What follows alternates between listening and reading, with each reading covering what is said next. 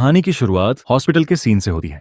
एक आदमी आखिरी सांसें गिन रहा है। टूटी हुई आवाज में वो कहता है, शीची, मेरे लिए माँ, अजूसा और अपनी छोटी बहन का ख्याल रखना। कट होता है, एक औरत दिखती है, मुस्कुराते हुए कहती है, हाँ, आज तुम्हारे लंच में तुम्हारा फेवरेट तमागोयाकी रखा है। मैंने नया पार्ट टाइम काम शुरू कर दिया है, तो पैसों की टेंशन मत लेना, तुम बस अपनी पढ़ाई पर ध्यान दो। छोटी बहन खुश होकर कैंडी खा रही है। ये वाली कैंडी बहुत टेस्टी है, बड़े भाई तुम भी खाओ ना। बड़ा भाई हल्की मुस्कान के साथ कहता है, माँ, अजूसा की बात सुनना, ठीक है। अगला सीन, स्कूल। कुछ बुली शीची के सामने खड़े हैं। उनमें से एक तंज कसकर बोलता है, यकीन नहीं होता तू आज सच में स्कूल आ गया। फिर सब मिलकर उसे घेर लेते हैं, घूंसे लाते पड़ने लगती हैं। ओए, हीरो बन के बीच में कूदेगा? बहुत आया दूसरों के मसले में दखल देने वाला। एक बुली हंसते हुए कहता है, तेरे जैसे कमजोर लौंडे को किसी लड़की की मदद करने लायक बनने में 100 साल और लगेंगे। पास ही खड़ी वह लड़की घबराकर कहती है, कृपया उन्हें और भड़काओ मत, मेरे बारे में भूल जाओ, अपने आप ही सोचो। दृश्य कट, सड़क पर तेज रफ्तार से आता हुआ ट्रक। शीची सड़क पर है और जोरदार टक्कर। जमीन पर पड़े पड़े वो हाँफते हुए सोचता है, क्या मैं अब सच में मरने वाला हूं? उसकी आंखों के सामने माँ, अजूसा और बहन का चेहरा घूमने लगता है। तभी एक चमकती हुई तितली उसके पास मंडराती नजर आती है। ये औरत उस एक्सीडेंट वाली जगह पर खड़ी है, हल्की आवाज में कहती है, माफ करना, मैं तुम्हारी रक्षा नहीं कर पाई।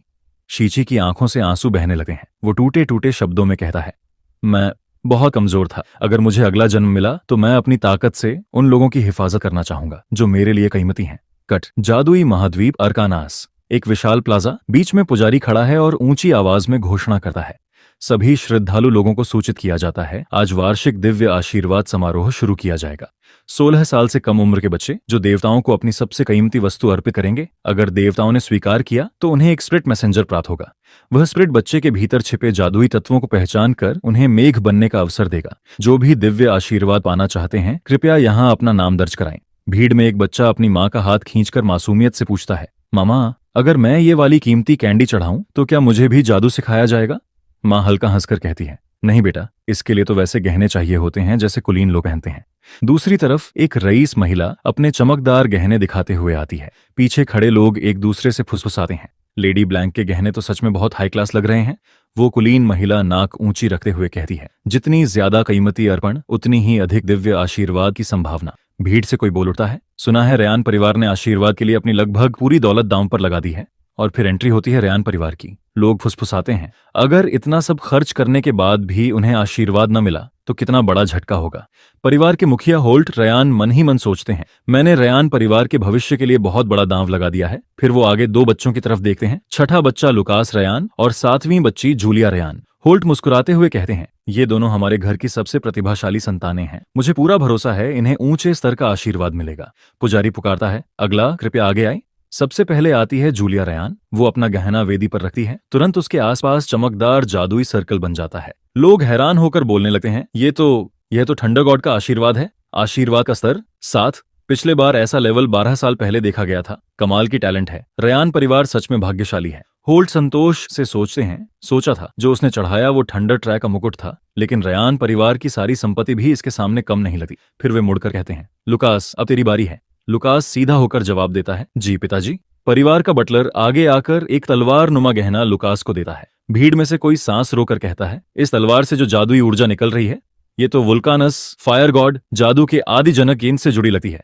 जूलिया पीछे से मुस्कुराते हुए कहती है, बेस्ट ऑफ लक बड़े भाई। पुजारी मन ही मन सोचता है, इतना बहुमूल्य अर्पण। रेयान के मुखिया ने सच में इस बच्चे पर सब कुछ दांव पर लगा दिया है। लुकास तलवार वेदी पर रखता है। जादुई सर्कल फिर से बनता है, लेकिन इस बार कुछ अलग है।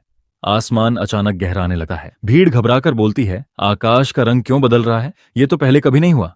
क्या यह सबसे उच्च स्तर 9 का आशीर्वाद है?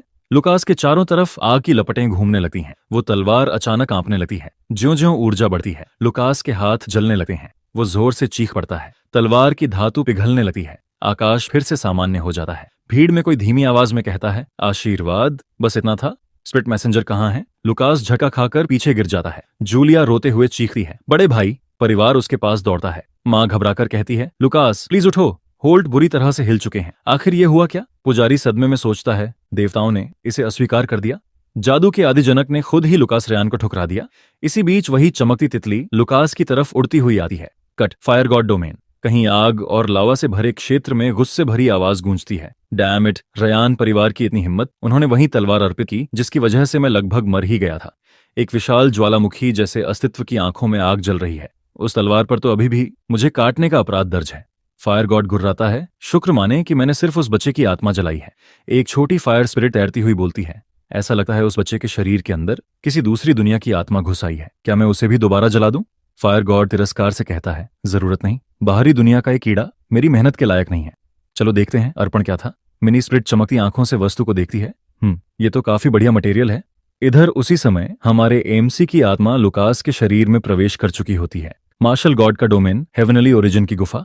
एक आदमी गहरी ध्यानस्थ अवस्था में कल्टीवेशन कर रहा है। अचानक उसे कुछ महसूस होता है। वो अपनी ऊर्जा छोड़ता है, आसपास का कांच जैसा क्षेत्र धड़ाम से टूटकर बिखर जाता है। सब तरफ ब्लैकआउट। वो शख्स शांत कदमों से आगे बढ़ता है। सामने एक विशालकाय राक्षस प्रकट होता है। गूंजती आवाज में कहता है, यही है इस दुनिया को नियंत्रित करने वाली शक्ति का स्रोत। वो आदमी सीधा उस जानवर के सामने खड़ा होकर पूछता है, तुम मुझे और ऊंचे आयाम तक पहुंचने से रोक रहे हो? राक्षस गुस्से में मुंह खोलता है। अंदर से काली किरणों का तूफान निकलता है, पर वो आदमी अचानक गायब हो जाता है। कहां गया? राक्षस की आंखें इधर उधर भागती हैं। तभी वो शख्स उसकी आंख के बिल्कुल सामने प्रकट होता है। वो अपने शरीर से ऊर्जा जुटाता है और एक दमदार मुक्का मारता है। एक ही पंच में राक्षस की आधी बॉडी उड़ जाती है। उस घूंसे के प्रभाव से पूरा डोमेन हिल जाता है। वो हल्की हंसी के साथ मुड़ते हुए कहता है, तो शक्ति का स्रोत भी आखिर इतना ही था। अचानक एक चमकती रोशनी उसके सामने आकर रुकती है। वही मिनी स्पिरिट, मार्शल गॉड सामा। वो हाथ से इशारा कर उसे रोकता है। अटेंडेंट स्पिरिट, तुम मुझे क्यों परेशान कर रही हो? तभी उसे कुछ महसूस होता है। वो धीमी आवाज में बोलता है, रेतु, मेरा पुराना पार्टनर नष्ट हो चुका है। अर्कनास महाद्वीप पर आखिर चल क्या रहा है? वो याद करता है, 10 साल पहले तक मार्शल आर्ट्स जादू से कहीं अधिक शक्तिशाली थे, लेकिन अब तो हर जगह वुल्कानस फायर गॉड की पूजा हो रही है। अटेंडेंट स्पिरिट हल्का छिड़कर जवाब देती है, अगर तुम मार्शल आर्ट्स में इतने पागल ना होते तो शायद उस छोटे देवता को इतना बेकाबू होने का मौका ही न मिलता। मार्शल गॉड सामा जवाब देता है, फिर भी मार्शल आर्ट्स को फैलाना मेरे लिए थोड़ा ज्यादा है। वो हाथ उठाकर ऊर्जा छोड़ते हुए कहता है, मुझे मार्शल आर्ट्स डेवलप करना भले न पसंद हो, लेकिन उन्हें आने वाली पीढ़ियों तक पहुंचाना ये मेरा फर्ज है। वो आगे बढ़ते हुए सोचता है, मेरे जैसे छोटे अस्तित्व को हमेशा आगे बढ़ते रहना होगा। कट वापस हमारे एमसी लुकास पर। वो धीरे धीरे आंखें खोलता है। मुझे आवाज सुनाई दे रही है? मरा नहीं।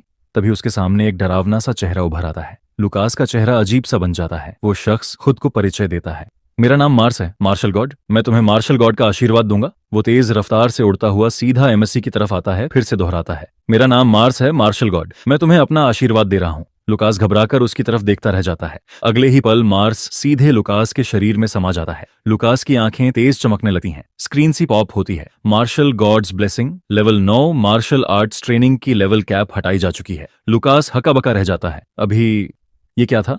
मार्शल गॉड का आशीर्वाद लेवल 9 और इससे भी बड़ा झटका स्प्रिट्स बफ की तरह आते हैं। ये कैसी दुनिया है? मुझे तो उस दिन ट्रक से टकराकर मर जाना था। मैं जिंदा कैसे हूं? अचानक उसके दिमाग में इस शरीर की पुरानी यादें घूमने लगती हैं। वो सिर पकड़कर सोचता है, ये यादें। फिर कड़वी मुस्कान के साथ बोलता है, क्या भगवान मेरे साथ मजाक कर रहे हैं? जादू की दुनिया में एक बच्चे के रूप में पुनर्जन्म।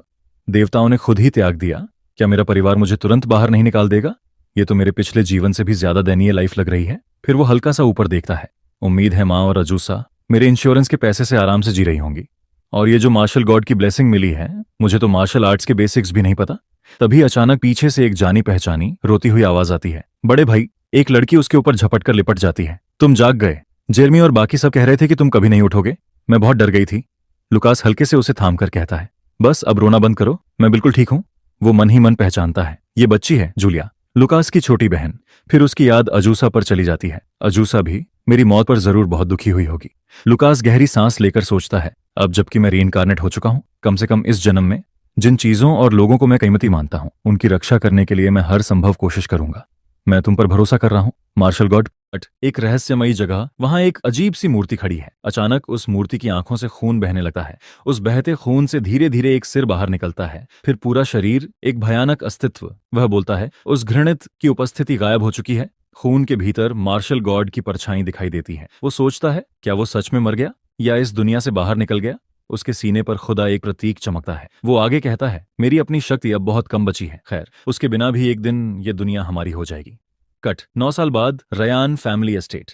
लुकास सामने खड़ा मिट्टी झाड़ते हुए कहता है, ठीक है, यहाँ पूरी तरह सफाई हो गई। अब तक जूलिया की मैजिक ट्रेनिंग भी खत्म हो गई होगी। चलो उसे लेने जाता हूँ। उसके पीछे फैली बेलें हल्के हल्के हिलती हैं। अचानक वे बेलें लुकास को कसकर जकड़ लेती हैं। लुकास थकी आवाज में कहता है, फिर से वही, ये काम तो सिर्फ एक ही इंसान कर सकता है, जेरेमी। पीछे से आवाज आती है, हे फिर मिल रहे हैं देवताओं द्वारा त्यागे गए लुकास।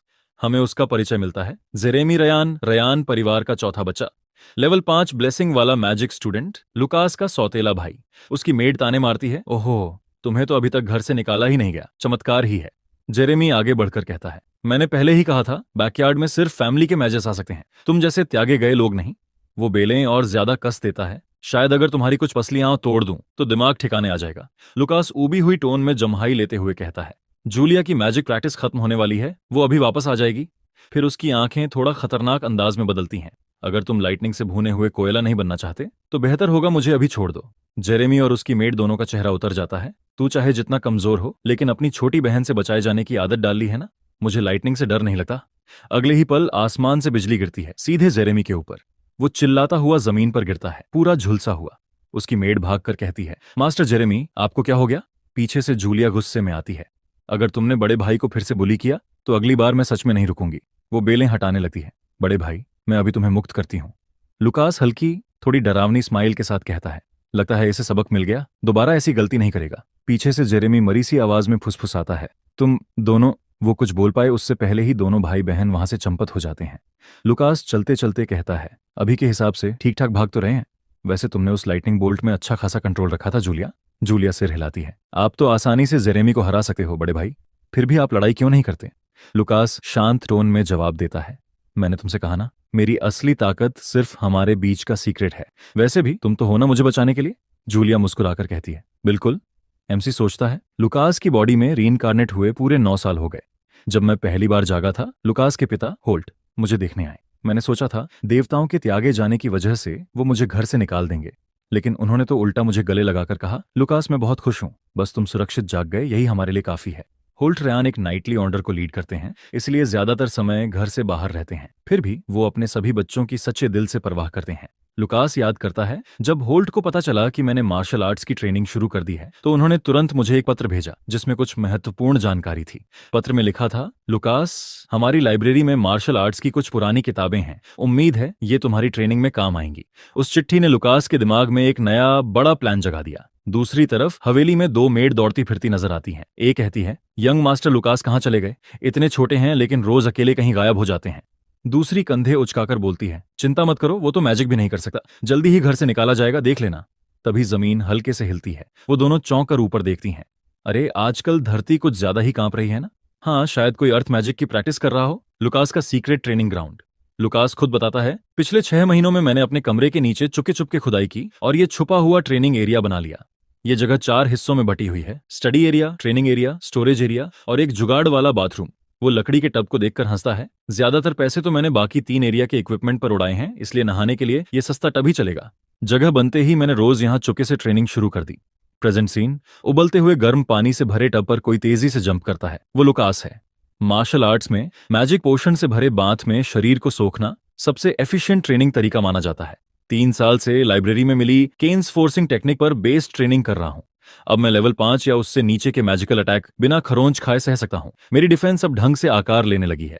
जहां तक ऑफेंस 0 की बात है, वो तलवार पकड़कर सामने रखे डमी पर जबरदस्त रफ्तार से हमला करता है, फिर तुरंत हथियार बदलकर दूसरी टेक्निक लगाता है। डमी के लकड़ी के टुकड़े हवा में उड़ जाते हैं। Piercing cloud, swift thunder spear. Lucas सांस समेटते हुए कहता है, लगता है आज अपनी पहली टेक्निक को थोड़ा और शार्प कर लूं।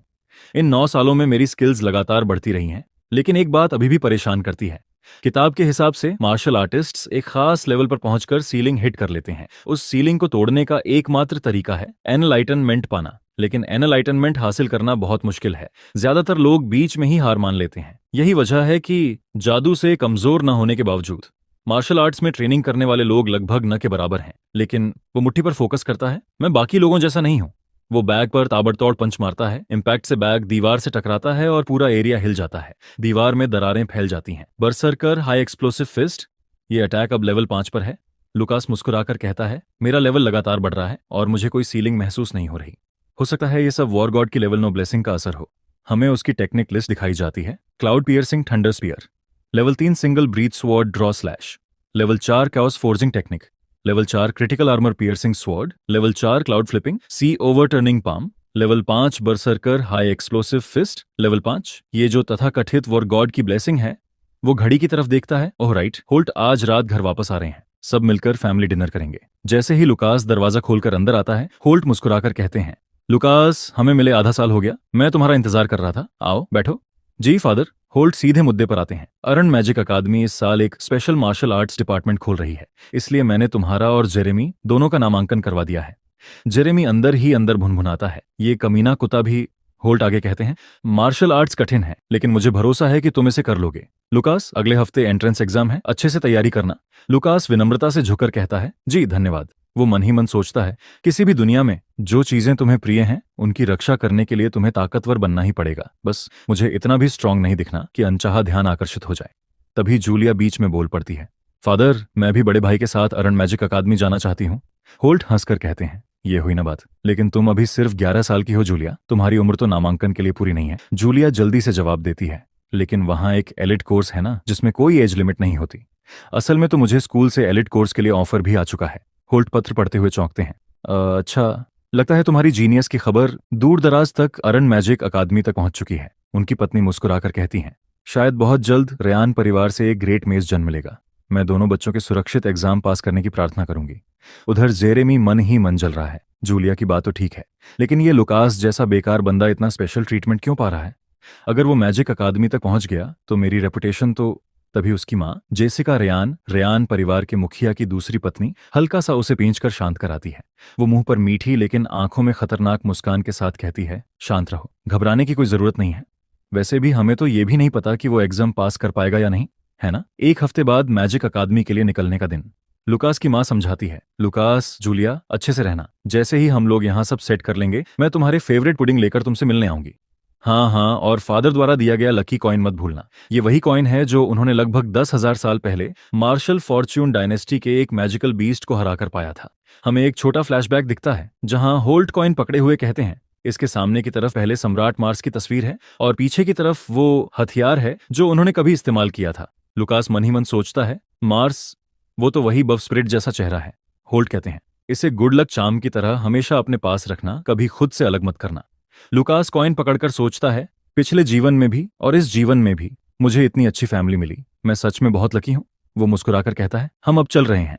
कई घंटों के सफर के बाद रेयान फैमिली का बटलर घोड़े की लगाम खींचकर कहता है, सूरज डूबने वाला है, आगे वाली खुली जगह पर कैंप लगा लेते हैं। बोनफायर के पास बैठकर वो समझाता है, अगर हम कल सुबह सबसे पहले निकल पड़े तो रात तक डाकू टाउन पहुंच जाएंगे। डाकू टाउन से आगे ही अरण मैजिक अकादमी है। जैसे ही बटलर ये बताता है, जूलिया की आंखें चमक उठती हैं। इतनी जल्दी पहुंच भी जाएंगे? हे मिस्टर बटलर, डाकू टाउन में कुछ इंटरेस्टिंग है क्या? बटलर मुस्कुराकर जवाब देता है, बिल्कुल मिस जूलिया। डाकू टाउन अपने सालाना स्प्रिंग मैजिक डॉजबॉल टूर्नामेंट के लिए तो मशहूर है ही, साथ ही ये एक फूड टाउन भी माना जाता है। वहां के खाने दूर दूर तक फेमस हैं। जूलिया की खुशी का ठिकाना नहीं रहता। नो वे, सच में? लुकास साइड से चुटकी लेता है, जूलिया, तुम्हारे मुंह से तो अभी से लार टपक रही है। तभी अचानक लुकास का एक्सप्रेशन बदलता है। वो हल्का सा भौं सिकोड़ कर कहता है, 12 घोड़े और 13 लोग करीब 2 किलोमीटर दूर से हाई स्पीड में हमारी तरफ आ रहे हैं। लुकास बटलर की तरफ मुड़कर कहता है, मुझे लगा था इस इलाके में डाकू घूमते हैं। बटलर थोड़ा चौंक कर जवाब देता है, हाँ सुना तो है, लेकिन उनसे आमने सामने टकराने की संभावना बहुत कम मानी जाती है। लुकास मन ही मन सोचता है, क्योनेस फोर्जिंग टेक्निक ने मुझे सिर्फ मजबूत डिफेंस और फास्ट रिकवरी ही नहीं दी, बल्कि मेरे सारे सेंस भी नॉर्मल इंसानों से कहीं ज्यादा तेज हो गए हैं। घोड़े की टापों की हल्की गूंज नजदीक आती है। बटलर अचानक गंभीर हो जाता है। सब लोग तैयार हो जाओ, हथियार निकालो। सैनिक थोड़ा घबराकर बोलते हैं, सर, हमें तो अभी तक कुछ सुनाई भी नहीं दे रहा था। ये यंग मास्टर क्या कह रहे हैं? बटलर डांटते हुए बोलता है, तुमने जो भी सुना वही काफी है, जल्दी से तैयार हो जाओ। सैनिक, यस सर। बटलर सोचता है, मुझे नहीं पता यंग मास्टर को इतनी डिटेल जानकारी कैसे मिली, लेकिन सेफ रहना हमेशा बेहतर है। कुछ ही पल में पेड़ों के बीच से घोड़ों पर सवार डाकुओं का गिरोह दिखने लगता है। एक सैनिक हकलाते हुए कहता है, नो वे, सच में डाकू हैं। एक डाकू हंसते हुए चिल्लाता है, ओए देखो तो सही, किस्मत देखो हमारी, यहाँ साफ साफ नोबल्स की कैरेज खड़ी है। दूसरा डाकू बोलता है, बॉस ने सही बताया था, अरण मैजिक अकादमी के एंट्रेंस एग्जाम से पहले यहाँ से बढ़िया माल मिलेगा। उनमें से एक डाकू जूलिया की तरफ गंदी नजर से देखता है, ओहो, वो छोटी लड़की तो ऊंचे दाम में बिकेगी और उसके बगल वाला लड़का भी हमारे स्पेशल क्लाइंट्स को पसंद आएगा। बटलर घोड़े की लगाम कसता है, उसकी आंखों में गुस्सा उभर आता है। तुम लोगों को पता भी है नोबल से पंगा लेने का अंजाम क्या होता है? डाकू लीडर ठहाका लगाता है, नोबल्स, हाँ, किसे परवाह है, सबको काट डालो, बस उन 2 बच्चों को छोड़कर, उन्हें जिंदा चाहिए। एक डाकू तलवार उठाकर सैनिक पर टूट पड़ता है, लेकिन सामने वाला सैनिक शील्ड से उसका वार रोक लेता है। उसी समय बटलर ऐसी स्पीड से मूव करता है कि डाकू समझ भी नहीं पाता और अगले ही पल बटलर की तलवार उसके गर्दन के आर पार जा चुकी होती है। डाकू का सिर कटकर गिर जाता है। बटलर गंभीर स्वर में कहता है, मिस जूलिया, ये सब मुझे संभालने दीजिए। वो सैनिकों की तरफ देखकर आदेश देता है, अटैक। सैनिक जोरदार नारे के साथ डाकुओं पर टूट पड़ते हैं। बटलर पीछे मुड़कर जल्दी से पुकारता है, यंग मास्टर लुकास, आप मिस जूलिया को लेकर जंगल के अंदर चले जाइए, यहां से जितनी दूर जा सकें चले जाएं। उसी समय एक डाकू कुछ अजीब से मंत्र पढ़ता है और अचानक आग का बड़ा गोला बनाकर एक सैनिक पर फेंक देता है। सैनिक चीखते हुए आग में जल उठता है। बटलर की आंखें फैल जाती हैं। ये डाकुओं में से एक मैच भी है। वो दांत भींचकर लुकास और जूलिया से कहता है, तुम दोनों तुरंत जंगल में घुस जाओ अभी। कुछ ही पलों में डाकू लीडर तेज मूवमेंट के साथ बटलर के पीछे आ जाता है। वो तलवार से वार करता है। बटलर मुश्किल से डिफेंड कर पाता है। बाकी डाकू बटलर को घेर लेते हैं। डाकू बॉस गुस्से से गुर्राता है, मेरे आदमियों को मारने की हिम्मत रखता है तू बूढ़े, अब तुझे भी राख में बदल दूंगा। बटलर गहरी सांस लेकर अपनी पूरी शक्ति रिलीज करते हुए कहता है, चाहे मुझे अपनी जान क्यों न देनी पड़े, मैं यंग मास्टर और यंग लेडी की रक्षा जरूर करूंगा। उधर जंगल की तरफ जाते हुए लुकास मन ही मन सोचता है, मिस्टर बटलर जैसे लेवल 2 मार्शल आर्टिस्ट का बुसी बुगनकोस से एक मैच के सामने कोई चांस ही नहीं बनता। मैं तो अब तक अपनी पावर सीक्रेट ही रखना चाहता था, लेकिन मिस्टर बटलर, जो मेरे माता पिता के अलावा मेरे लिए सबसे ज्यादा दयालु रहे हैं, वो प्रैक्टिकली फैमिली हैं। मैं अपनी फैमिली को अपनी आंखों के सामने मरते हुए नहीं देख सकता। लुकास जूलिया से कहता है, तुम यहाँ पीछे पेड़ों के बीच छिप जाओ, कहीं बाहर मत निकलना, मैं बटलर की मदद करने जा रहा हूँ। जूलिया चिंतित होकर कहती है, ठीक है, पर प्लीज सावधान रहना बड़े भाई, वापस बैटलफील्ड में। बटलर अभी भी डाकुओं को काट रहा है, लेकिन उसकी सांस भारी हो रही है, शरीर हिल रहा है। आखिरकार वो थकर धीमा पड़ने लगता है। डाकू बॉस पीछे से चुपके से आता है और वार करता हुआ कहता है, मर जा बूढ़े। उसी पल कुछ हवा में उड़ता हुआ आता है। हमें सिर्फ खून उछलता हुआ दिखाई देता है। बाकी डाकू हका बका कि किसने हमला किया। अचानक चारों तरफ से छोटे छोटे पत्थर गोलियों की स्पीड से डाकुओं की तरफ जाने लगे हैं। एक एक करके हर डाकू के सिर पर पत्थर लगता है और उनका सिर कबाड़ की तरफ हट जाता है। सबकी बॉडी गिर जाती है। दूर से चलता हुआ सामने आता है लुकास। वो अपनी उंगलियां झटकते हुए काफी कैजुअल टोन में सोचता है, मेरी गेल स्ट्राइक अभी मुश्किल से लेवल 4 पर पहुंची है। अगर एक उड़ती चिड़िया को पत्थर से गिरा सका हूं, तो लेवल 1 के डाकू को कंकड़ से उड़ाना तो पीस ऑफ केक है। तभी हमें पता चलता है कि डाकू बॉस अभी भी जिंदा है। वो कांपते हुए इधर उधर देखता है, ये किसने किया? सब एक ही पल में मर गए। फिर उसकी नजर बटलर पर जाती है। जो भी हो तू बूढ़े, मैं तुझे अपने साथ ही ले जाऊंगा। वो एक बड़ा सा फायरबॉल बनाकर सीधे बटलर पर फेंक देता है। बटलर थक चुका है, मेरे पास अब डॉज करने लायक ताकत भी नहीं बची, वो मन ही मन सोचता है। लेकिन जिसने भी अभी हमारी मदद की, उसकी वजह से यंग मास्टर और यंग लेडी बच जाएंगे, बस इतना जानकर ही मुझे सुकून है। वो हल्की सी मुस्कान के साथ आंखें बंद करने ही वाला होता है, तभी धम, फायरबॉल हवा में ही गायब हो जाता है। बटलर चौंक कर आंखें खोलता है। उसके सामने लुकास खड़ा है, जिसने सीधा मुक्का मारकर फायरबॉल को ही खत्म कर दिया। बटलर की आंखों में आंसू आ जाते हैं। यंग मास्टर, डाकू बॉस अविश्वास से चिल्लाता है, उसने मेरे फायरबॉल को कैंसिल कर दिया? लेकिन मैं फायर स्नेक से काउंटर कर सकता हूं।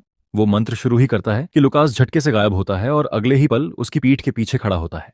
लुकास ठंडी आवाज में कहता है, अब तू खत्म। वो अपनी टेक्निक एक्टिवेट करता है, frantic battle high explosion fist. उसका मुक्का डाकू लीडर के शरीर पर पड़ते ही बॉस की पूरी बॉडी हवा में चिथड़ों की तरह उड़ जाती है। केवल खून की बौछार बचती है। बटलर जमीन पर बैठा बैठा सदमे में बड़बड़ाता है, ये कैसे हो सकता है? एक छोटा बच्चा इतने हाई लेवल मैच को एक झटके में मार दे? ऐसी बात तो कभी सुनी तक नहीं। लुकास हल्की मुस्कान के साथ कहता है, असल में लगता है मुझे मार्शल आर्ट्स में थोड़ा टैलेंट है।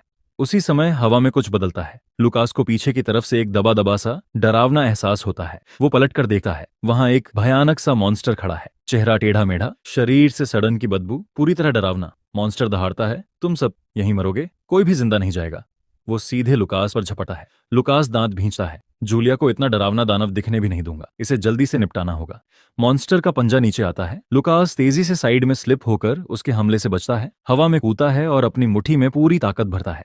वो सीधा मॉन्स्टर के चेहरे पर मुक्का दे मारता है। दानव थोड़ा पीछे डगमगाता है, लेकिन तुरंत ही पागल सा होकर पलटवार शुरू कर देता है। फिर वो चारों तरफ घूमकर जमीन पर पड़े जंजीरों से बंधे डाकुओं की लाशों को उठाना शुरू करता है। एक एक करके उन्हें निगलने लगता है। लुकास हैरान, ये चीज आखिर है क्या? मॉन्स्टर के चेहरे पर एक अजीब सा चिन्ह चमकता है, कोई रहस्यमयी प्रतीक। लुकास समझ जाता है, तो ये वही चिन्ह है जो मुर्दों को कंट्रोल कर रहा है। मॉन्स्टर दोबारा उस पर हमला करने दौड़ता है। लुकास मन ही मन, अगर सीधे बल से बात नहीं बन रही तो अब दूसरा तरीका आजमाना पड़ेगा। मॉन्स्टर अपने विशाल पंजे से लुकास को कुचलने की कोशिश करता है, लेकिन उससे पहले लुकास उसकी आंखों के बिल्कुल सामने प्रकट हो जाता है। वो जोर से चिल्लाता है, एक्सप्लोसिव ऑनरा पाम। उसके हाथ से निकलती विस्फोटक शक्ति मॉन्स्टर के पूरे शरीर को घेर लेती है। एक तेज धमाके के साथ दानव धूल में बदल जाता है, सिर्फ राख और धुआं बचता है। लुकास थका हुआ हांफते हुए कहता है, आखिरकार ये मॉन्स्टर भी निपट गया। तभी पीछे से जूलिया भागती हुई आती है और सीधे उसे गले लगा लेती है। तुमने सारे बदमाशों को हरा दिया, तुम तो कमाल के हो बड़े भाई। बटलर अब भी शौक में बड़बड़ा रहा है। अभी क्या हुआ? लुकास को अचानक पीछे से एक और अजीब सी मौजूदगी महसूस होती है। वो मुड़कर देखता है, एक घोड़े पर एक लड़की बंधी हुई है, उसके मुंह में कपड़ा ठूंसा हुआ है। वो ऊ करती हुई छटपटा रही है। कट किसी दूसरी जगह एक रहस्यमयी औरत खून पीती हुई दिखाई जाती है। वो मुस्कुराकर कहती है, तो नंबर 44 खत्म कर दिया गया, किसने मार गिराया उसे? वो उठकर चलने लगती है। खैर कोई बात नहीं, फिलहाल सबसे जरूरी है पहले अपनी ताकत वापस हासिल करना। कट वापस कैरेज के अंदर जूलिया धीरे से पूछती है, तो तुम्हारा नाम मेया रास्ता है? बटलर हल्का सोचते हुए बोलता है, रास्ता, ये नाम मैंने कहीं सुना है। जूलिया भी सोचने लगती है, मुझे भी ऐसा लग रहा है कि ये नाम पहले सुना हुआ है। लुकास शांत स्वर में समझाता है, रास्ता परिवार और रयान परिवार दोनों ही डाक टाउन के आसपास के नोबल हाउसेस हैं। जूलिया की आंखें चमकती हैं। हाँ हाँ, अब याद आया। वो मेया की तरफ मुड़कर पूछती है, वैसे मेया, तुम डाकुओं के हाथ कैसे लग गई? मेया की आंखें भर आती हैं। वो कांपती आवाज में बताने लगती है, कुछ घंटे पहले अचानक डाकुओं ने हमला कर दिया, हमारे रथ पर चारों तरफ से घेर लिया। वो फ्लैशबैक की तरह बोलती जाती है, हमारे सारे गार्ड एक एक करके मारे गए। मेरी नौकरानी, जो मुझे बचाने की कोशिश कर रही थी, उसे तो बहुत ही भयानक तरीके से मार डाला। मैंने चिल्लाकर कितनी बार कहा कि मैं एक कुलीन घराने से हूं, लेकिन उन्होंने मेरी एक नहीं सुनी। मैं डाकू सरदार की गंदी लालची नजर मेया पर पड़ती है। जूलिया उसका हाथ पकड़कर दिलासा देती है, अब डरने की जरूरत नहीं है, वो सब मर चुके हैं, अब तुम सेफ हो। बटलर उस रात सबको खाना बांटते हुए कहता है, लेडी में और लेडी जूलिया, आप दोनों पूरे दिन की यात्रा और इस हमले के बाद बहुत थक गई होंगी, थोड़ा खा लीजिए, तबीयत बेहतर लगेगी। लुकास चुपचाप बटलर के पास बैठा है और पूछता है, मिस्टर बटलर, मैया ने जो बातें अभी बताई, आपको नहीं लगता ये कोई आइसोलेटेड इंसिडेंट नहीं है? बटलर गंभीर होकर कहता है, सच कहूं तो मुझे भी ऐसा ही लगा। लगता है ये डाकू काफी समय से कुलीन बच्चों को ही निशाना बना रहे हैं। लुकास की नजर थोड़ी ठंडी हो जाती है। जादू इस्तेमाल करने वाले डाकू और ऐसे मॉन्स्टर जो मुर्दों को कंट्रोल कर रहे थे। बटलर तुरंत उसे देखता है। युवा स्वामी, लुकास धीमी आवाज में कहता है, लगता है इनके पीछे कोई बहुत खतरनाक राक्षसी ताकत काम कर रही है। बटलर की आंखें सिकुड़ जाती हैं। मैं इस मामले की रिपोर्ट तुरंत मास्टर को भेजूंगा। आपको इसकी चिंता नहीं करनी चाहिए युवा स्वामी, और अगर हम लेडी में की स्थिति रास्ता परिवार को सही से बताएं तो हमें उनका सहयोग भी मिल सकता है। फिर वो थोड़ी देर सोचकर आगे कहता है, वैसे भविष्य की परेशानियों से बचने के लिए मेरा एक छोटा सा सुझाव है। अगली सुबह कर्मना साम्राज्य सीमा क्षेत्र डाकटाउन। जूलिया हल्का मुंह फुलाए बगल में चल रही है। तो तुम सच में डाकन में रुकर घूमने फिरने का प्लान कैंसिल कर रहे हो? लुकास शांत होकर समझाता है, बहुत संभव है कि कल जिन डाकुओं ने हमला किया उनके साथी अभी भी इस शहर में मौजूद हों। हमारी सुरक्षा के लिए सीधे मैजिक अकादमी की तरफ जाना ज्यादा बेहतर होगा। प्लीज समझो, ये तुम्हारी और मेया दोनों की सेफ्टी के लिए है। मेया तुरंत सिर हिलाती है, लुकास सही कह रहे हैं, मैं भी इससे पूरी तरह सहमत हूँ। लुकास जूलिया को थोड़ा पिघलाने के अंदाज में कहता है, तुम इस शहर के फूड डिस्ट्रिक्ट में जाना चाहती थी ना? ऐसा करते हैं, जब हम वापस आएंगे तब जो भी खाना चाहोगी सब खिलाऊंगा। जूलिया एकदम से खुश हो जाती है, सच में? थैंक यू बड़े भाई। मेया मुस्कुराकर उन्हें देखते हुए सोचती है, तुम दोनों सच में बहुत क्लोज हो। बटलर पीछे से बताता है, हम अब शहर के भीतर दाखिल हो रहे हैं, अगर आप चाहें तो खिड़की खोलकर बाहर देख सकते हैं। लुकास और जूलिया दोनों खिड़की से झांकते हैं। वाह, कितना बड़ा और जिंदा दिल शहर है। मेया भी बाहर देखकर कहती है, सच में ये तो राजधानी के बाद दूसरा सबसे बड़ा शहर है। लुकास मन ही मन सोचता है, इस शहर का माहौल काफी हद तक मेरे पिछले जीवन के शहर जैसा ही लग रहा है। कुछ ही देर बाद कैरेज रुक जाती है। बटलर उतरकर कहता है, यहीं तक मैं आप सबको छोड़ सकता हूँ, आगे से आपको खुद ही जाना होगा। लुकास गंभीर लेकिन भरोसे से भरी आवाज में कहता है, चिंता मत कीजिए मिस्टर बटलर, मैं जूलिया की रक्षा करूंगा। जूलिया भी तुरंत कहती है, और मैं भी अपने बड़े भाई की रक्षा करूंगी। लुकास हंसकर कहता है, तो फिर मुझे कोई टेंशन नहीं, आखिर मेरे साथ जीनियस जादूगरनी जूलिया है। जूलिया मजाक में फूली नहीं समाती, हाँ सब मुझ पर छोड़ दो। बटलर की आंखें नम हो जाती हैं। युवा स्वामी, लेडी जूलिया। मेया लुकास को देखते हुए हल्का शर्माती है। अपनी छोटी बहन से प्रोटेक्ट होने वाला बड़ा भाई, इतना फनी है, लेकिन दोनों कितने दयालु हैं। इनसे मिलकर सच में अच्छा लगा। तभी अचानक बटलर को कुछ याद आता है। ओ, सही कहा, लेडी में आप कभी युवा स्वामी की मंगेतर हुआ करती थी। वो आगे बताता है, बचपन में आप दोनों इतने क्लोज थे कि आपको साथ देखकर दिल खुश हो जाता था, लेकिन जब खबर आई कि लुकास देवताओं द्वारा त्याग दिया गया है और उसमें जादू की कोई क्षमता नहीं है, तब रास्ता परिवार ने सगाई तोड़ दी। अरण मैजिक स्कूल की ओर ट्रांजिशन। नरेशन शुरू होता है। अरण मैजिक स्कूल, जो डाकन के दक्षिण में स्थित है, कर्मिना साम्राज्य के 3 सबसे प्रतिष्ठित स्कूलों में से एक है।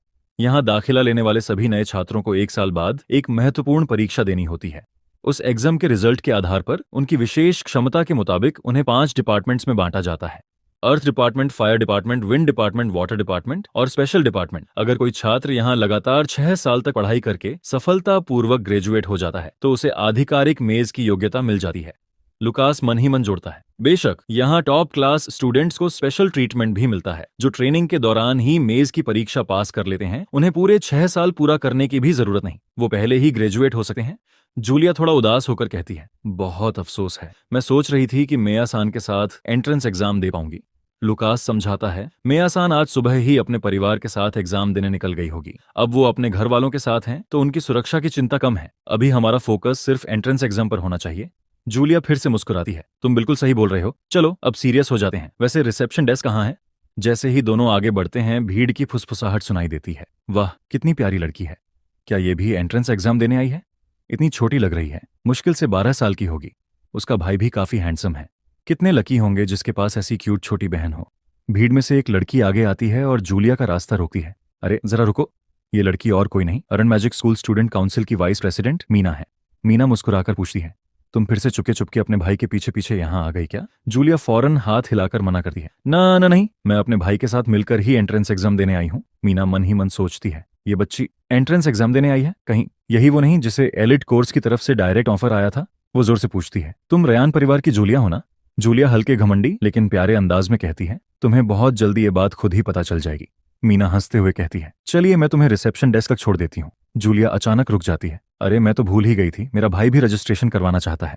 मीना थोड़ा अजीब चेहरा बनाती है, ओह बिल्कुल, लुकास रेयान, तुम मार्शल आर्ट्स डिपार्टमेंट के एग्जाम के लिए आए हो ना?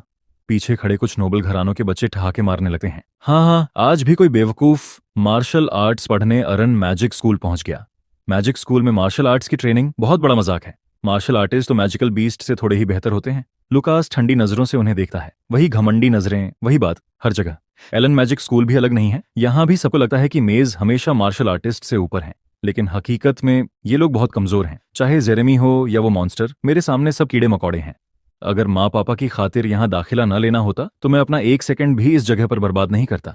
मीना मन ही मन थोड़ा गिल्टी होती है, ओह नो, ये सब तो शायद मेरी ही जोर जोर से की गई बातों से शुरू हुआ। वो जल्दी से माहौल बदलते हुए कहती है, लुकास तुम भी मेरे साथ चलो, रजिस्ट्रेशन के बाद मैं तुम्हें एग्जाम वेन्यू तक गाइड कर दूंगी। लुकास हल्की मुस्कान के साथ सोचता है, ये लड़की बाकी सबसे अलग है, कम से कम रंगीन चश्मे से नहीं देख रही मुझे। वो सिर हिलाकर कहता है, ठीक है, आपकी मेहरबानी होगी। मीना उन्हें स्टूडेंट काउंसिल के टेबल पर ले जाती है। यहाँ अपने रजिस्ट्रेशन फॉर्म दीजिए और ये लो तुम्हारे एम्ब्लेम्स, इनमें तुम्हारा परीक्षार्थी नंबर स्टोर है। एग्जाम हॉल में एंटर करते समय इन्हें पहनना मत भूलना। वो आगे समझाती है, एंट्रेंस एग्जाम में कुल 3 टेस्ट होंगे। 1, मैजिक लाइट से मैजिकल पोटेंशियल मापा जाएगा। 2, अलग अलग एलिमेंट के स्पिरिट से यह तय होगा कि तुम्हारी एलिमेंटल कंपैटिबिलिटी किस तरफ है। 3, डमी डॉल्स पर तुम्हारी मैजिकल डिस्ट्रक्टिव पावर टेस्ट की जाएगी। लुकास पूछता है, मार्शल आर्ट्स के कैंडिडेट्स भी यही टेस्ट देंगे? मीना कंधे उचकाकर हल्के मजाकिया लहजे में बोलती है, हाँ, सबके लिए एक ही एंट्रेंस एग्जाम है। फेयरनेस वगैरह की बात कम, क्योंकि मार्शल आर्ट्स डिपार्टमेंट के लिए अलग टेस्ट बनाना थोड़ा ज्यादा काम हो जाता है ना। लुकास अंदर ही अंदर मुस्कुराता है, समझ गया, बस थोड़ा सा जोर दिखाकर इन सबके मार्शल आर्ट्स वाले पूर्वाग्रह को थोड़ा हिलाना पड़ेगा। पोटेंशियल मेजरमेंट एरिया, टीचर ऊंची आवाज में कहते हैं, पहला टेस्ट शुरू करते हैं। सभी कैंडिडेट्स बारी बारी से मैजिक लाइट पर अपना हाथ रखें।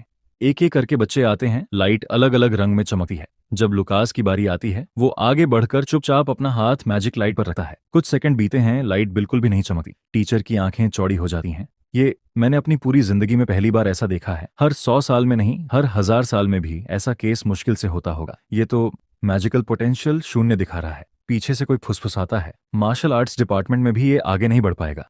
लुकास टेस्ट से निकलते हुए मन ही मन सोचता है, फिर वही पुरानी बात। तभी अगला कैंडिडेट हाथ रखता है, पूरी जगह पर पर्पल लाइट फैल जाती है। भीड़ एक साथ बोल पड़ती है, वाह, पर्पल लाइट मतलब 10 में से 7 पोटेंशियल। ये तो इस साल के टॉप क्लास कैंडिडेट्स में से एक होगा। लुकास मन में हल्का सा हंसता है, इतने से ही सबके होश उड़ गए, कितने भोले हैं ये लोग। फिर वो जोर से आवाज लगाता है, जूलिया, आज तुम्हें कुछ भी दबाकर रखने की जरूरत नहीं है। जूलिया आंखों में चमक के साथ जवाब देती है, गॉट इट बड़े भाई। वो आगे आती है और मैजिक लाइट पर अपना हाथ रखती है। इस बार पूरी जगह पर गोल्डन लाइट फैल जाती है। पूरा हॉल चुप हो जाता है। टीचर कांपती आवाज में कहते हैं, ये गोल्डन लाइट मैक्सिमम वैल्यू 10 से बस 1 कदम कम। 2 साल पहले भी एक स्टूडेंट ने गोल्डन लाइट दिखाई थी, लेकिन ये बच्ची उससे भी ज्यादा छोटी है। कितना भयानक टैलेंट। जूलिया स्टेज से नीचे उतरते हुए खुशी से उछलती है, बड़े भाई, हे मैं कितनी कमाल हूं ना। लुकास गर्व से मुस्कुराता है, बिल्कुल कमाल हो, आगे चलकर तुम आर्चमेज बनोगी। भीड़ में कोई धीरे से ताना कसता है, एक तरफ जीनियस जादूगरनी, दूसरी तरफ बिल्कुल टैलेंटलेस कचरा, और दोनों भाई बहन। उसके बगल वाला तुरंत उसका मुंह पकड़ लेता है, चुप बेवकूफ, उसकी बहन के सामने भाई को बुरा बोलोगे, जिंदगी भर पछताओगे। किसी और का मजाक उड़ा। एक कचरे के लिए जीनियस को दुश्मन बनाना बहुत बड़ी बेवकूफ़ी होगी। जूलिया सब सुन लेती है। वो मुड़कर भीड़ की तरफ जोर से बोलती है, अगर किसी ने भी मेरे बड़े भाई को तंग किया तो मैं बिल्कुल भी माफ नहीं करूंगी। लुकास मन में खुश होता है। परफेक्ट, जूलिया ने अपना टैलेंट खुलकर दिखा दिया। अब सबका ध्यान उसी पर जाएगा। मुझे शायद थोड़ा शांतिपूर्ण स्टूडेंट लाइफ मिल जाए। एक छोटा सा फ्लैशबैक 3 साल पहले। लुकास खुद से कहता है, पिछले 3 सालों की मेरी निरंतर मेहनत, जूलिया के टैलेंट को बढ़ाने के लिए जो कुछ भी किया, आज सबका फल मिल रहा है। कट वापस प्रेजेंट। स्टाफ की आवाज आती है, अब सभी परीक्षार्थी दूसरे टेस्ट स्पिरिट हट की तरफ बढ़ें। लुकास गहरी सांस लेकर सोचता है, आज ही वो दिन है जब मेरी तैयारियां असली मायने में रिजल्ट देंगी। Aptitude test site. जैसे ही जूलिया स्पिरिट्स के पास खड़ी होती है, भीड़ में हलचल मच जाती है। अरे उसे देखो, एक एक करके विंड, फायर, अर्थ, वाटर, सभी एलिमेंट्स के स्पिरिट्स जूलिया के पास आने लगते हैं। कोई हैरान होकर कहता है, मेरे पास तो एक विंड स्पिरिट भी नहीं आ रही, जबकि मेरे पास विंड गॉड से लेवल 6 की ब्लेसिंग है। दूसरा छात्र बोलता है, लेकिन सारी स्पिरिट्स उसके पास ही जा रही हैं।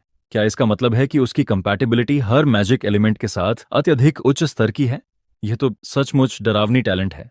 लुकास मन ही मन मुस्कुराता है। मेरी बनाई हुई स्किल मेज मेरिडियन टेक्निक जूलिया की क्षमता को सुरक्षित तरीके से बूस्ट कर रही है। हालांकि वो अभी सिर्फ लेवल 2 पर है, लेकिन एंट्रेंस पास करने के लिए ये काफी से भी ज्यादा है। तभी टीचर घोषणा करते हैं, जूलिया रयान कंपैटिबिलिटी स्कोर 96, सभी एप्लीकेंट्स में सबसे ज्यादा। टीचर उसके पास जाकर कहते हैं, कॉन्ग्रेचुलेशंस जूलिया। जूलिया शर्माते हुए मुस्कुराकर झुकती है। Thank you teacher. जैसे ही वो नीचे आती है, उसे महसूस होता है कि सब लोग उसे घूर रहे हैं। वो घबराकर लुकास से चिपक जाती है। बड़े भाई, सब मुझे ऐसे क्यों देख रहे हैं? डरावना लग रहा है। लुकास हल्के से उसके सिर पर हाथ फेर कर कहता है, कुछ नहीं हो सकता जूलिया, तुम एक जीनियस हो तो लोग ऐसे ही देखेंगे। दूसरे क्या सोचते हैं उसकी ज्यादा चिंता मत करो, धीरे धीरे इन निगाहों की आदत डालनी होगी। जूलिया गंभीर होकर सिर हिलाती है। आप सही कह रहे हैं, मुझे और स्ट्रांग बनना होगा ताकि मैं आपकी रक्षा कर सकूं बड़े भाई। लुकास मुस्कुराकर, बिल्कुल, बस अपना बेस्ट देना। वो मन में सोचता है, मैंने नहीं सोचा था कि दूसरों की बातें जूलिया को इतना प्रभावित करेंगी। अब से मुझे उसका कॉन्फिडेंस बढ़ाने पर और ज्यादा ध्यान देना होगा। भीड़ की तरफ से किसी स्टूडेंट की फुसफुसाहट आती है, इतनी टैलेंटेड लड़की, मैंने तो सोचा था ये किसी रॉयल ब्लड की होगी, लेकिन उसका भाई तो पूरा बेकार है। तो शायद नहीं। दूसरा लड़का कहता है, उसके भाई का कंपैटिबिलिटी स्कोर क्या होगा? शायद फिर से 0। फिर वो जोड़ता है, जब लुकास हॉल में आया था, सभी स्पिरिट्स उससे दूर भागने के लिए बेचैन थीं। तुमने देखा था उनकी नजर में कितनी नफरत थी। तुम्हें पता है, दूसरे टेस्ट के बाद कुछ अजीब हुआ। जैसे ही लुकास स्पिरिट हट से बाहर आया, एक फायर स्पिरिट वहीं वहीं डिसइंटीग्रेट हो गई। मैं तो लगभग अपनी जगह से कूद गया था। उसका दोस्त कहता है, नहीं यार, स्पिरिट्स इतनी छोटी होती हैं, तुमने शायद गलत देखा होगा। लुकास साइड से गुजरते हुए मन ही मन बोलता है, मैंने नहीं सोचा था कि पहले टेस्ट के दौरान कोई इसे नोटिस भी कर रहा होगा। शायद इसीलिए, क्योंकि मुझे फायर गॉड खुद नफरत की नजर से देखता है। टेस्ट खत्म होने पर फायर स्पिरिट का व्यवहार खास तौर पर खराब था, और जब मैं बाहर निकलने वाला था तो उसने बदला लेने के लिए सीधा मेरी तरफ आग थूक दी। हम फ्लैशबैक में देखते हैं, फायर स्पिरिट उसकी तरफ आग फेंकता है। लुकास बिना घबराए तुरंत एक स्टोन उठाकर सीधे उस स्पिरिट पर दे मारता है। फायर गॉड के एकमात्र सेवक को मेरे साथ इतना अहंकार नहीं दिखाना चाहिए था। वापस प्रेजेंट। लुकास जूलिया का हाथ पकड़ता है। चलो, अब फाइनल टेस्ट की बारी है। वो मुस्कुराकर पूछता है, तो क्या तुम्हें लगता है कि तुम तीसरे टेस्ट में भी पहला स्थान ले सकती हो? जूलिया मस्ती भरे आत्मविश्वास के साथ बोलती है, जब तक आप सीरियस नहीं होते बड़े भाई, मैं ठीक रहूंगी। लुकास हंसते हुए कहता है, मैं सीरियस नहीं होऊंगा, आखिर तुम्हारी रक्षा करने वाला मैं हूं। Cut. Magic destructive power test site. एक छात्र गुस्से से भरा हुआ डमी के सामने खड़ा है। ये बहुत इरिशिएटिंग है कि जीनियस जैसे वो लड़की हमेशा पहला नंबर ले जाती है। मैं इस डमी पर अपना गुस्सा निकालूंगा। उसका दोस्त कहता है, लेकिन अगर वो जीनियस इस डमी को तोड़ दे तो? वो हंसकर जवाब देता है, असंभव। ये डमी स्पेशल मेटल की बनी होती है और इस पर डिफेंसिव मैजिक स्पेल लगा होता है। कर्स क्लास से नीचे की कोई भी अटैक इसे तोड़ नहीं सकता, और इस उम्र का कोई बच्चा कर्स क्लास अटैक नहीं कर सकता। लुकास टेस्ट एरिया को देखते हुए मन ही मन सोचता है, ये मेरे लेवल 6 स्किल्स को चेक करने का बढ़िया मौका है। स्कूल आना इतना भी बुरा नहीं जब फ्री में इतने महंगे इक्विपमेंट टेस्ट करने को मिलते हैं। भीड़ में अचानक धक्का-मुक्की शुरू हो जाती है। अरे लाइन मत काटो, जिन्हें टैलेंट नहीं है वो पीछे जाए, रास्ते से हटो बेकार लोगों। तभी एक लड़की अपनी माइंड पावर से एक लड़के के दिल पर दबाव डालती है। वो लड़का छाती पकड़कर वहीं बैठ जाता है। चेहरे पर दर्द साफ दिखता है। लड़की की नजर अचानक जूलिया पर पड़ती है। वो आगे बढ़कर पूछती है, तुम ही हो ना जिसने एप्टीट्यूड टेस्ट में 96 स्कोर किया था जूलिया रयान? जूलिया घबराकर लुकास के पीछे छुप जाती है। बड़े भाई, ये महिला बहुत डरावनी है। लुकास शांत होकर पूछता है, और तुम कौन हो? लड़की थोड़ा अकड़कर जवाब देती है, मैं हूं एम्परर की पोती एवा मिरांडा। हमें मिरांडा परिवार के बारे में बताया जाता है, एम्पायर के उत्तरी हिस्से के 3 महान कुलीन घरानों में से एक। इन्होंने कभी एक पौराणिक जादूगर को जन्म दिया था। लुकास मन में जोड़ता है, इस लड़की की माँ किरिया कैथरीन मिरांडा परिवार से थी, मतलब यह लड़की मेरी माँ के छोटे भाई साइन मिरांडास की बेटी है, यानी ये मेरी चचेरी बहन है। लुकास सीधे पूछता है, एवा तुम अब कितने साल की हो? एवा भड़कर कहती है, 15। लुकास शांत चेहरा बनाकर बोलता है, मुझे ऐसे मत घूरो, हम कजिन हैं। एवा गुस्से से फट पड़ती है, मैंने कभी किसी कजिन के बारे में नहीं सुना, तुम कितने बदतमीज हो, मैं तुम्हें सबके सामने जलील करूंगी। इतना कहकर वो माइंड पावर से लुकास और जूलिया पर अटैक करती है। अब तुम दोनों यहाँ जोकर की तरह नाचोगे। लेकिन अगले ही पल एवा का चेहरा बदल जाता है, जैसे उसके स्पेल ने काम ही न किया हो। लुकास की आंखें हल्की ठंडी हो जाती हैं। जिस रिश्तेदार से तुम अभी अभी मिली हो उस पर माइंड कंट्रोल मैजिक इस्तेमाल कर रही हो। मिरांडा परिवार में तुम्हें किस तरह की शिक्षा दी जाती है? और ये चैप्टर यही खत्म होता है। तो आप लोग बताओ कि आपको कैसा लगा ये न्यू सीरीज, कमेंट में जरूर बताना। एवा सदमे में बुदबुदाती है, ये काम नहीं कर रहा, लेकिन ये तो मेरा सबसे अच्छा स्पेल था। लुकास मन ही मन सोचता है, क्या तुमने सच में सोचा था कि इतनी बचकानी स्पेल से तुम एक मजबूत इच्छा शक्ति वाले मार्शल आर्टिस्ट को काबू में कर सकती हो? तभी टीचर की आवाज गूंजती है, अगला व्यक्ति। लुकास रायन, कृपया तैयार हो जाइए। लुकास कहता है, मुझे अब जाना होगा। एवा जूलिया की ओर उंगली उठाकर बोलती है, इतना खुश मत हो, इस टेस्ट में पहला स्थान मैं ही हासिल करूंगी। लुकास पॉइंट टेबल की ओर देखता है और सोचता है, तो एवा दूसरे स्थान पर है। वह जूलिया को चुनौती देने आई है जो अभी पहले स्थान पर है। माफ करना, लेकिन अपनी शांतिपूर्ण जिंदगी के लिए मैं जूलिया को पहला स्थान छोड़ने नहीं दे सकता। लुकास जूलिया से पूछता है, जूलिया तुम्हें कैंडी चाहिए? जूलिया खुशी खुशी जवाब देती है, हाँ बड़े भाई, क्या ये अच्छी है? अगले ही पल जूलिया जोर जोर से खांसने लगती है। आपने झूठ बोला बड़े भाई, ये कैंडी नहीं थी, ये तो बहुत ज्यादा कड़वी दवाई थी। लुकास थोड़ा शर्मिंदा होकर कहता है, माफ करना जूलिया, ये दुर्लभ सामग्री से बना एक खास मैजिक पोर्शन है, तुम्हें जल्दी ही इसका असर दिखेगा। तभी टीचर कहते हैं, लुकास स्टेज पर आओ। लुकास जाते हुए बोलता है, मैं अगली बार स्वाद पर जरूर काम करूंगा, मैं चलता हूं। जूलिया नाराज होकर कहती है, आपने पिछली बार भी यही कहा था, मुझे अब आप पर भरोसा नहीं है भाई। टीचर लुकास से कहते हैं, कृपया इस डमी पर अपनी जादुई शक्ति से हमला करें, हम इसकी विनाशकारी क्षमता का मूल्यांकन करेंगे और फिर आपको अंतिम ग्रेड देंगे। अब शुरू कीजिए। लुकास जवाब देता है, मैं मैजिक का इस्तेमाल नहीं कर सकता। टीचर हैरानी से लुकास को देखते हैं। लुकास आगे पूछता है, अगर मैं इसे बस मार दूं तो क्या वह ठीक रहेगा? इसके बाद लुकास मार्शल आर्ट्स डिपार्टमेंट की इमारत को देखकर कहता है, मुझे पहले ही अंदाजा था कि यहां से ज्यादा उम्मीद नहीं करनी चाहिए, लेकिन क्या हम सच में इसमें रह सकते हैं?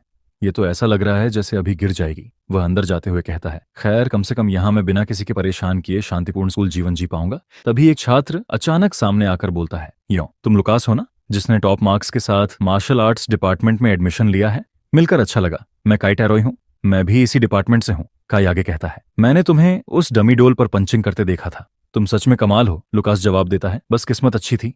तभी मार्शल डिपार्टमेंट का बटलर आता है और कहता है, आपका कमरा दूसरी मंजिल पर है, ये रही आपकी चाबियां। काई कहता है, एक ही कमरा है, चलो साथ चलते हैं। लुकास बोलता है, हाँ चलो देखते हैं, कमरा 300 यही है।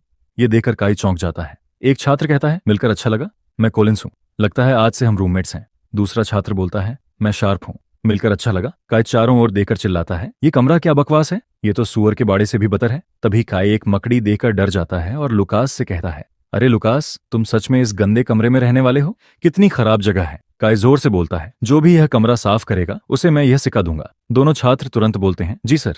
लुकास मन में सोचता है, सिर्फ एक बार की सफाई के लिए इतनी रकम, ये तो एक आम आदमी की महीने की कमाई से भी कहीं ज्यादा है। जैसा कि उम्मीद थी, टैरोई परिवार के बेटे का यही रवैया है। काई बोलता है, मैंने ऐसे कूड़ेदान में रहने के लिए साइन अप नहीं किया था। लुकास कहता है, खैर खैर, यही है प्रसिद्ध एलन मैजिक स्कूल, माहौल धीरे धीरे सुधर जाएगा। काई सहमति में सिर हिलाता है, हाँ तुम सही कह रहे हो। वह फिर से मकड़ी देखकर डर जाता है और लुकास के पीछे छिपते हुए कहता है, यह तो लगभग जेल की कोठरी जैसी जगह है। लुकास कहता है, अगर तुम ऐसी बातें करोगे तो स्टूडेंट काउंसिल के सदस्य तुम्हें घसीट कर ले जाएंगे। इसके बाद कमरा दिखाया जाता है जो पूरी तरह साफ हो चुका होता है। काई खुश होकर बोलता है, अच्छा काम किया, ये रहा तुम्हारा इनाम, अब से मैं तुम लोगों की रक्षा करूंगा। रूममेट्स के तौर पर मैं डार्क टाउन में काफी जाना पहचाना हूं। दोनों छात्र खुश हो जाते हैं। लुकास मन में सोचता है, वह घमंडी है लेकिन उसे नापसंद भी नहीं किया जा सका। तभी बटलर आकर कहता है, मैं आप सभी की वर्दियां देने आया हूं, इन्हें बदलिए और हॉल में होने वाले प्रवेश समारोह में हिस्सा लीजिए। काई चौंक कर बोलता है, ये क्या है? चूहे जैसी सस्ती वर्दी? अगर मैं इसे पहनूंगा तो बिल्कुल लूजर लगूंगा। दोनों छात्र कहते हैं, इतनी भी बुरी नहीं है। लुकास बोलता है, मुझे लगता है समारोह में वे सब समझाएंगे, लेकिन साफ है कि इस स्कूल में छात्रों की बात सुनी जाती है। अगर हम बेहतर व्यवहार की मांग करें तो शायद वर्दी भी बदलवा सकें। काई कहता है, चलो हॉल चलते हैं। लुकास बुदबुदाता है, इतना भोला। इसके बाद विशाल हॉल का प्रवेश द्वार दिखाया जाता है। लुकास पुरानी और थोड़ी गंदी वर्दी में दिखाई देता है। वह अंदर देखकर सोचता है, हॉल सच में बहुत सुंदर है। मार्शल आर्ट्स डिपार्टमेंट के छात्र बोलते हैं, वाह कितना शानदार हॉल है। दूसरा छात्र कहता है, हमारी जगह की तुलना में यह कहीं बेहतर है। लुकास इधर उधर देखता है और सोचता है, जूलिया कहाँ है? काई कहता है, अपनी बहन को ढूंढ रहे हो, एलिट कोर्स वाले सामने की पंक्ति में बैठे हैं। ठीक वहीं तभी जूलिया दिखाई देती है। वह बेहद खूबसूरत लग रही होती है। काय कहता है, एलिट कोर्स की वर्दी सच में अलग स्तर की है। मार्शल आर्ट्स के छात्रों को सबसे पीछे बैठना पड़ता है। अगर बात करनी है तो अभी कर लो। लुकास कहता है, ठीक है, चलो अपनी सीटों पर चलते हैं। लुकास सोचता है, ये वर्दी जूलिया पर सबसे ज्यादा झांच रही है। हमारी सीटें बहुत दूर हैं। साफ दिख रहा है कि सिर्फ मार्शल आर्ट्स डिपार्टमेंट के साथ ही भेदभाव हो रहा है। लुकास अपनी सीट पर बैठता है और सामने एक लड़की को देखता है। अचानक स्टेज पर फायर लोटस बनता है। एक छात्र बोलता है, नए छात्रों, आज अपने आप को सम्मानित समझो। भविष्य के महान जादूगर और हमारे स्टूडेंट काउंसिल के अध्यक्ष थियोडोर फॉर्मेल। भीड़ में कई लड़कियां बोल उठती हैं, कितना कूल है, उनका ऑरा कमाल का है। ग्रेजुएशन से पहले लेवल 6 जादू, ये तो गजब की प्रतिभा है। मेरा दिल जोर जोर से धड़क रहा है। थियोडोर आगे बताता है कि एलन मैजिक स्कूल में पॉइंट सिस्टम हर चीज की नींव है। जादुई कौशल, कीमती किताबें, अधीनस्थ जादुई जानवर, दुर्लभ सामग्री, यहाँ तक कि महान मास्टर्स का मार्गदर्शन भी पॉइंट्स से मिलता है। वह समझाता है कि श्रम से मिलने वाले पॉइंट्स बहुत कम होते हैं, जबकि विभागीय इवेंट्स और मॉन्स्टर हंटिंग से ज्यादा पॉइंट्स कमाए जा सकते हैं। लुकास मुस्कुराकर सोचता है, मैजिकल बीस्ट माउंटेन रेंज, ये तो मेरे लिए ही बना हुआ ट्रेनिंग ग्राउंड है। फिर कुछ घंटों बाद का दृश्य दिखाया जाता है। कमरे के अंदर काय गहरी नींद में सो रहा होता है। उसकी सांसें भारी चल रही होती हैं। लुकास धीमी आवाज में कहता है, ट्रैंक्विलिटी अगरबत्ती के असर की वजह से मेरे रूममेट्स पूरी तरह गहरी नींद में हैं।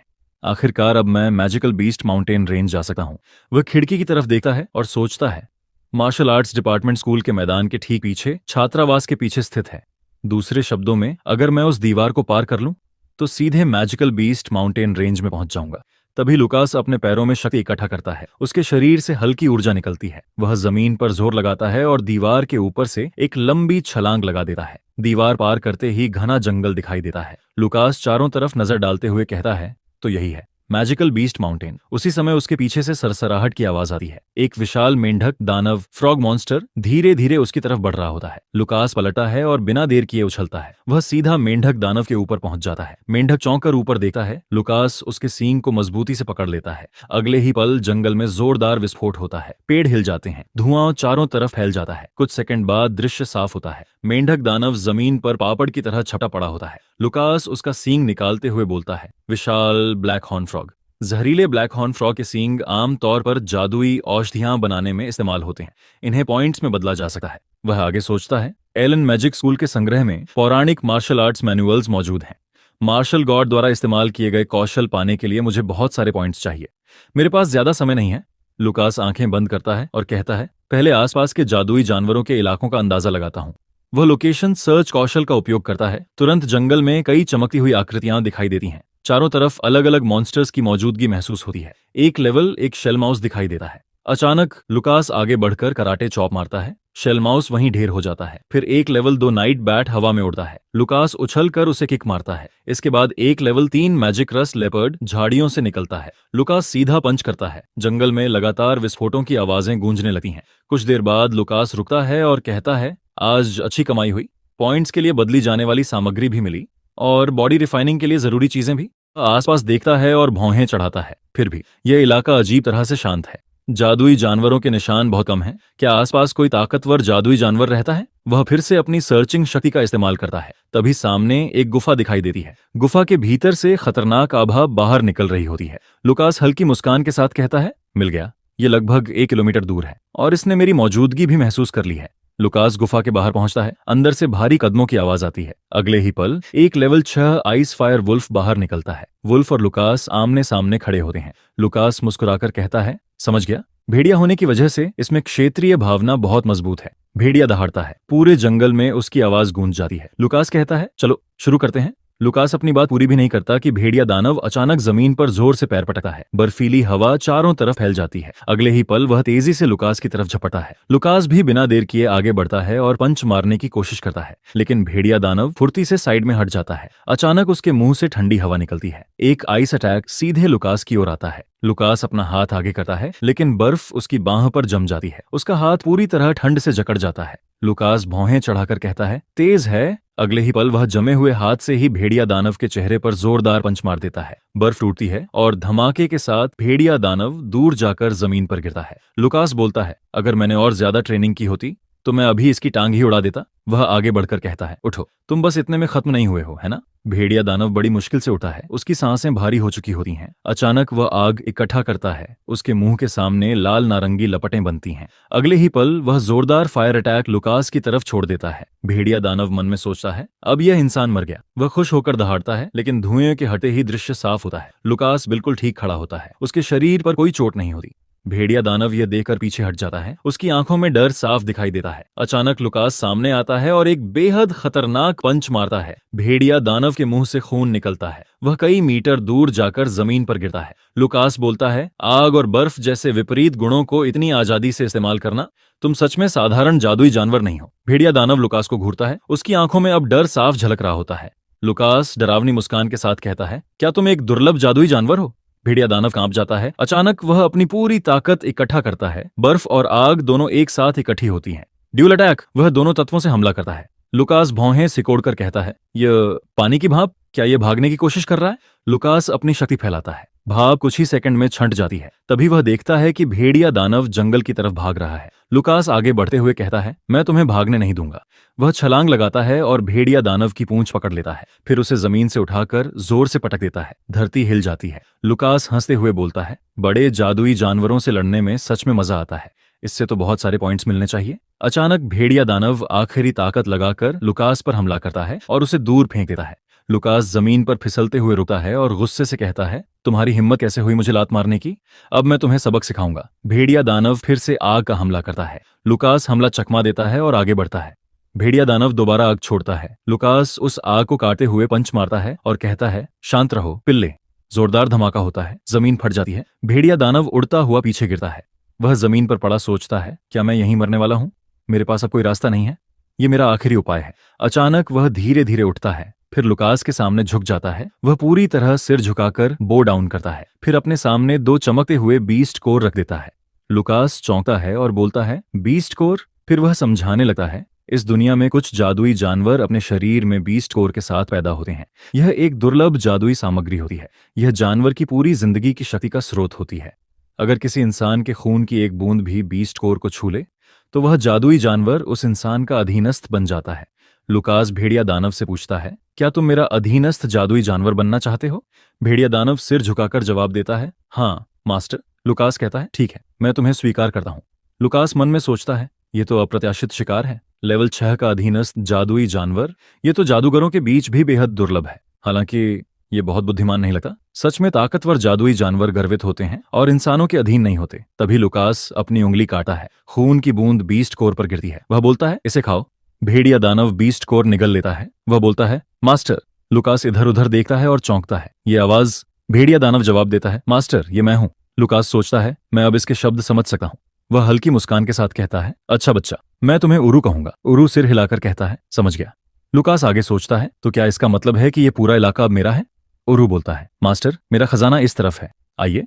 लुकास चलते हुए कहता है, तुम काफी विचारशील हो। तभी उसे तेज बदबू महसूस होती है। लुकास देखता है और कहता है, लेवल 6 जादुई जानवर की पूरी खाल, आयरन आर्म मंकी की हड्डियां और यहां तक कि रत्न भी। वह आगे बोलता है, ये तो सच में खजाने का ढेर है। अब मेरे पास पैसा ही पैसा होगा। उरू तुरंत बोलता है, मास्टर, मेरा खजाना सिर्फ यही नहीं है, इधर आइए। लुकास देखता है कि वहां कई बीस्ट कोर पड़े हैं। वह बोलता है, यहाँ सारे बीस्ट कोर लेवल 3 या उससे ऊपर के हैं, यहाँ तक कि 2 लेवल 6 वाले भी।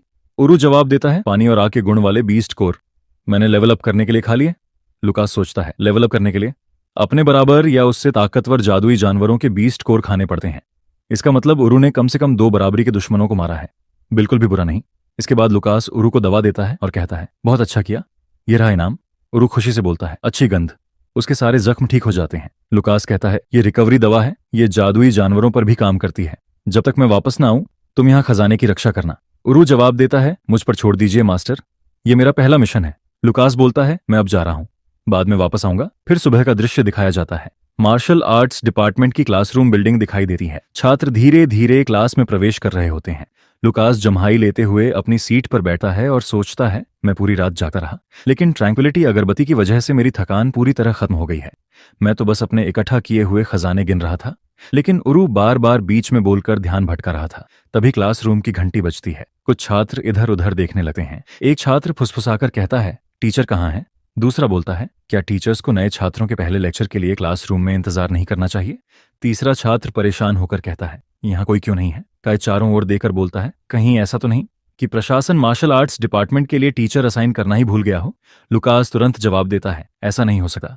अचानक क्लासरूम का दरवाजा जोर से खुलता है। तभी एक आदमी लड़खड़ाते हुए अंदर आता है और बोलता है, मैंने बहुत ज्यादा पी ली।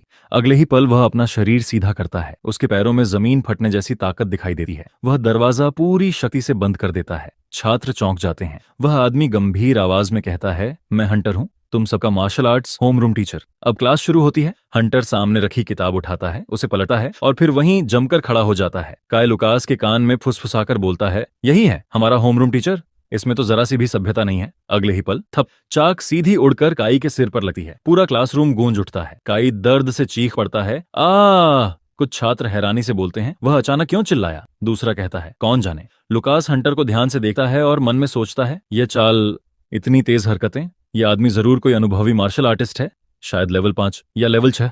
हंटर ठंडी आवाज में बोलता है, अब से मेरी अनुमति के बिना कोई भी बोलेगा नहीं, मैं उपस्थिति ले रहा हूं। वह नाम पुकारता है, टीसी। टीसी खड़ी होकर कहती है, present sir. Lucas Ryan. Lucas जवाब देता है, प्रेजेंट सर। लुकास मन में सोचता है, मैंने इस लड़की को प्रवेश समारोह में देखा था। जब बाकी सभी उत्साहित थे तब वह अकेली चुपचाप बैठी हुई थी। हंटर चारों ओर नजर घुमाता है और बोलता है, ठीक है, सब मौजूद हैं। वह किताब की ओर देखता है और अचानक रुक जाता है। ओह, मैं पाठ्य पुस्तक भूल गया। हंटर टीशी की ओर देखता है और कहता है, टीशी, मैं तुम्हें क्लास प्रतिनिधि नियुक्त करता हूँ। मेरे रिसर्च लैब में जाओ और पाठ्य पुस्तक ले आओ। टीशी थोड़ी झिझकते हुए बोलती है, क्या मैं? हंटर बिना भाव बदले जवाब देता है, हाँ। अचानक काई गुस्से में चिल्ला उठता है, रुको एक मिनट। क्लास प्रतिनिधि का चयन उम्मीदवारों के बीच निष्पक्ष प्रतियोगिता से होना चाहिए। मेरे वंश और मेरी क्षमता को देखते हुए मैं थप। एक और चाक सीधी काई के सिर पर लगती है। हंटर ठंडे स्वर में बोलता है, मैंने पहले ही कहा था, मेरी अनुमति के बिना बोलना मना है। इसके बाद हंटर क्लासरूम से बाहर निकलते हुए कहता है, पाठ्य पुस्तक बांट देने के बाद आज सब लोग खुद से पढ़ेंगे। टीशी झुकर जवाब देती है, जी सर। टीशी मन में सोचती है, मैंने सिर्फ प्रवेश परीक्षा ही पास नहीं की, मुझे क्लास प्रतिनिधि भी बना दिया गया। मैं इस मौके का पूरा फायदा उठाऊंगी। मैं अपनी किस्मत जरूर बदलूंगी। कई सिर पकड़कर कराहता है, बहुत दर्द हो रहा है। यह तो सीधा शारीरिक दंड देने वाला टीचर है। लुकास शांत स्वर में बोलता है, उसमें कुछ अजीब जरूर है। काय झुंझलाकर कहता है, हाँ, चलो मिलकर प्रशासन से इसकी शिकायत करते हैं, इसे नौकरी से निकलवाते हैं। लुकास हंटर की चाल याद करता है और सोचता है, जिस तरह वह अपना वजन स्थानांतरित करता है, यह साफ दिखाता है कि उसे पहले गंभीर चोटें लगी होंगी। घायल होने से पहले वह कितना ताकतवर रहा होगा। लुकास काय से कहता है, मैंने उसे रिपोर्ट करने की बात नहीं की। काय चौंकर बोलता है, क्या तुम आदमी भी हो? लुकास हल्की मुस्कान के साथ जवाब देता है, इतना शक्तिशाली व्यक्ति हमारा होमरूम टीचर है। ये काफी दिलचस्प है। ये स्कूल मेरे सोच से कहीं ज्यादा मजेदार हो सकता है। 1 घंटे बीत चुके होते हैं। अब सीन कैंटीन के सामने शिफ्ट होता है। काय गुस्से में बोलता है, उस बेवकूफ टीचर ने हमें पूरी सुबह सेल्फ स्टडी करने पर मजबूर कर दिया। कितना गैर जिम्मेदार इंसान है। मन मर्जी से क्लास रिप्रेजेंटेटिव तय कर दिया। सच में भयानक टीचर है। तभी जूलिया बोलती है। उसी वक्त बड़ा भाई ल्यूकास उससे पूछता है, तुम्हारा पहला क्लास कैसा रहा? जूलिया मुस्कुराकर जवाब देती है, हमारी होमरूम टीचर मिस लिंडा बहुत अच्छी हैं। उन्होंने मुझे अगले हफ्ते क्लास प्रतिनिधि बनने के लिए पूरी कोशिश करने को प्रेरित किया। काय बीच में बोलता है, हाँ, क्लास प्रतिनिधि का फैसला हमेशा नामांकन के 1 हफ्ते बाद ही होता है। जूलिया जिज्ञासा से पूछती है, क्या मार्शल आर्ट्स क्लास का प्रतिनिधि पहले ही तय हो गया? क्या आपको चुना गया बड़े भाई? ल्यूकास सिर हिलाकर कहता है, नहीं, मैं नहीं। इससे ज्यादा जरूरी बात यह है कि चलो जल्दी लंच कर लेते हैं। मैंने सुना है कि यहाँ की कैंटीन वाकई अच्छी है। जूलिया खुशी से बोलती है, सच में? चलो चलते हैं। फिर दोहराती है, चलो चलते हैं। पीछे से काय चिल्लाता है, अरे मेरा इंतजार तो करो। एलन मैजिक स्कूल में खाने पीने तक की हर चीज पूरी तरह पॉइंट एक्सचेंज सिस्टम पर चलती है। नए छात्र जिन्होंने अभी अभी नामांकन किया होता है, वे शुरुआत में सिर्फ एक बार ही नकद को पॉइंट्स में बदल सकते हैं। हालांकि हर डिपार्टमेंट का एक्सचेंज रेट अलग अलग होता है। तभी बेहद स्वादिष्ट खाना दिखाया जाता है। जूलिया उत्साह से कहती है, बहुत स्वादिष्ट है बड़े भाई, आपको भी खाना चाहिए। का यह सब देकर चौंक जाता है। वह ल्यूकास और जूलिया को देखता है और मन ही मन रोते हुए सोचता है, एक ही सिक्के के बदले एलिट कोर्स को 100 पॉइंट्स मिलते हैं, लेकिन मार्शल आर्ट्स डिपार्टमेंट को सिर्फ 10 पॉइंट्स। ये तो सीधा अपमान है। तभी एक टीचर सख्ती से एक छात्र से कहती है, ये पहले से तय है, मार्शल आर्ट्स डिपार्टमेंट को 10 पॉइंट्स ही मिलते हैं। अगर तुम्हें कोई शिकायत है तो बाहर निकलो। काय गुस्से में बड़बड़ाता है, यहाँ तो टीचर्स भी खुलेआम मार्शल आर्ट्स के छात्रों के साथ भेदभाव करते हैं। टीचर ठंडे लहजे में जवाब देती है, यहाँ कोई फर्क नहीं पड़ता कि तुम कुलीन हो या आम। जिन छात्रों में प्रतिभा नहीं है उन्हें बस मेहनत से पॉइंट्स बचाने होंगे। काय मन ही मन सोचता है, यहाँ नामांकन करके ऐसा लग रहा है जैसे मैंने अपने मानवाधिकार ही खो दिए हों। तभी जूलिया काय का हाथ पकड़ती है और कहती है, काय भाई, आपको भी खाना चाहिए? यह सुनकर काय का चेहरा खिल जाता है। वह खुशी खुशी सोचता है, जूलिया कितनी दयालु लड़की है। ल्यूकास उसे देखकर बोलता है, ये कुछ ज्यादा ही ओवर रिएक्शन है। तभी मियाँ आकर बोलती हैं, ल्यूकास, जूलिया, हम फिर मिल गए। जूलिया खुशी से कहती है, मियाँ चलो साथ में खाते हैं। मियाँ हल्की मुस्कान के साथ जवाब देती है, मैं पहले ही खा चुकी हूँ इसलिए मैं ठीक हूँ। मैंने आज के लिए धन्यवाद के तौर पर कुकीज बनाई है, क्या तुम कुछ लेना चाहोगी? जूलिया कुकी खाते हुए बोलती है, वाह धन्यवाद। ल्यूकास भी कहता है, ये सच में बहुत स्वादिष्ट है। जूलिया तारीफ करते हुए बोलती है, तुम वाकई बहुत अच्छी कुक हो मियाँ। काय तुरंत बोल पड़ता है, मुझे भी दो, ये तो टैरोई परिवार की खास मिठाइयों को टक्कर दे रही है। मियाँ शांति से कहती हैं, मिलकर अच्छा लगा, मैं काय टैरोई हूँ। मियाँ तुरंत जवाब देती हैं, मैं मियाँ रास्ता हूँ, आपकी प्रशंसा से मैं सम्मानित महसूस कर रही हूँ। काय ल्यूकास की तरफ देखकर मुस्कुराता है और कहता है, तुम ऐसी खूबसूरत लड़की को जानते हो, बुरा नहीं है यार। ल्यूकास मन ही मन सोचता है, मैं उन्हें बिल्कुल नहीं बता सकता कि ये मेरी पूर्व मंगेतर है। मियाँ जाते जाते जूलिया को अलविदा कहती है। जूलिया भी मुस्कुराकर जवाब देती है, मियाँ हम फिर मिलेंगे। ल्यूकास सोचता है, जैसा कि उम्मीद थी, कैंटीन में परिचितों से मिलने की दर वाकई बहुत ज्यादा है। तभी वाइस प्रेसिडेंट जूलिया से पूछती है, कैंटीन का खाना कैसा है? वह अजीब नजर से ल्यूकास को देखते हुए कहती है, हेलो ल्यूकास। ल्यूकास ऊपर की तरफ देखता है और सोचता है, यह सीनियर थियोडोर है, ऐसी जगह पर भी वह आग के जादू से उड़ रहा है, उसे दिखावा करना सच में पसंद है। थियोडोर एक जगह बैठते हुए बोलता है, बाल बाल बचा, दवा की बदौलत मैं मुश्किल से लेवल 6 जादू का इस्तेमाल कर पाया, जिससे मैं जूनियर्स के सामने कूल दिख सका। ल्यूकास मन में सोचता है, प्रवेश समारोह के बाद जब मैंने उसकी ये अकेली बड़बड़ाहट सुनी थी, तब तक मुझे वह सच में कमाल का लगता था। अचानक ल्यूकास पीछे देकर बोलता है, टीचर हंटर वो कहाँ जा रहा है? टीचर पूरी तरह नशे में होता है। तभी हंटर एक कमरे में प्रवेश करता है। दूसरे डिपार्टमेंट के टीचर्स आपस में कहते हैं, हंटर फिर से सबसे आखिर में आया। मैंने सोचा था कि मार्शल आर्ट्स का होम रूम टीचर बनने के बाद वह सुधर जाएगा, मगर उसके साथ जो हुआ उसके बाद कुछ नहीं किया जा सका। हंटर अपने ही अंदाज में जाकर कुर्सी पर बैठ जाता है। एक टीचर चिंता भरी नजरों से उसे देखती है। तभी प्रिंसिपल बोलते हैं, सब लोग आ चुके हैं, चलिए मीटिंग शुरू करते हैं। वह आगे कहते हैं, आज का agenda magical beast taming tournament के बारे में है। तभी बताया जाता है कि कारीना साम्राज्य में जादुई जानवरों के झुंड बार बार हमला करते रहते हैं। ऐसे में एक साथ कई जादुई जानवरों को वश में करने का कौशल बेहद जरूरी है। इसी वजह से एलन मैजिक स्कूल में नए छात्रों के लिए जादुई जानवर टेमिंग टूर्नामेंट में भाग लेना एक वार्षिक परंपरा है। तभी एक महिला अध्यापिका बोलती हैं, हमने प्रतियोगिता के लिए पहले ही 2000 से ज्यादा लेवल 1 जादुई जानवर तैयार कर लिए हैं। हमेशा की तरह 6 दिनों में टूर्नामेंट आयोजित किया जाएगा। तभी एक घमंडी अध्यापक बोलते हैं, ठीक है, लेकिन मार्शल आर्ट्स के छात्रों को भाग लेने की जरूरत नहीं है, है ना? वे वैसे भी जादुई जानवरों से मुकाबला नहीं कर सकते, ये समय की बर्बादी होगी। हंटर जोर से मेज पर हाथ मारते हैं और गुस्से में कहते हैं, मैं इससे असहमत हूं। घमंडी अध्यापक जवाब देता है, लेकिन मैं तो छात्रों के बारे में सोच रहा था। महिला अध्यापिका बोलती हैं, अध्यापक हंटर सही कह रहे हैं, हमारे स्कूल के नए छात्र होने के नाते मार्शल आर्ट्स के छात्रों को भी भाग लेना चाहिए। दूसरे विभाग के अध्यापक भी कहते हैं, सही है, सभी छात्रों के साथ समान व्यवहार किया जाना चाहिए। घमंडी अध्यापक मन में सोचता है, अब भी ऐसे अध्यापक हैं जो हंटर से सहमत है, खासकर लिंडा। कहीं वह अभी भी यह तो नहीं मानती कि हंटर एक लेवल 8 पावर हाउस है। फिर वह जोर से कहता है, अगर सब इतना जोर दे रहे हैं तो ठीक है, हालांकि मुझे लगता है कि वे डर के मारे रो पड़ेंगे। प्रधानाचार्य अंतिम फैसला सुनाते हैं तो यह तय रहा, मार्शल आर्ट्स विभाग भी टूर्नामेंट में भाग लेगा। तभी मीटिंग समाप्त हो जाती है। मीटिंग खत्म होने के बाद एक अध्यापक आकर कहते हैं, अध्यापिका लिंडा, क्या आप सच में इससे सहमत हैं? अध्यापक ग्रे की बात में दम है। दूसरी अध्यापिका बोलती हैं, भले ही मार्शल आर्ट्स में असली मुकाबला जरूरी होता है, लेकिन जादुई जानवर टेमिंग टूर्नामेंट शायद बहुत कठोर हो।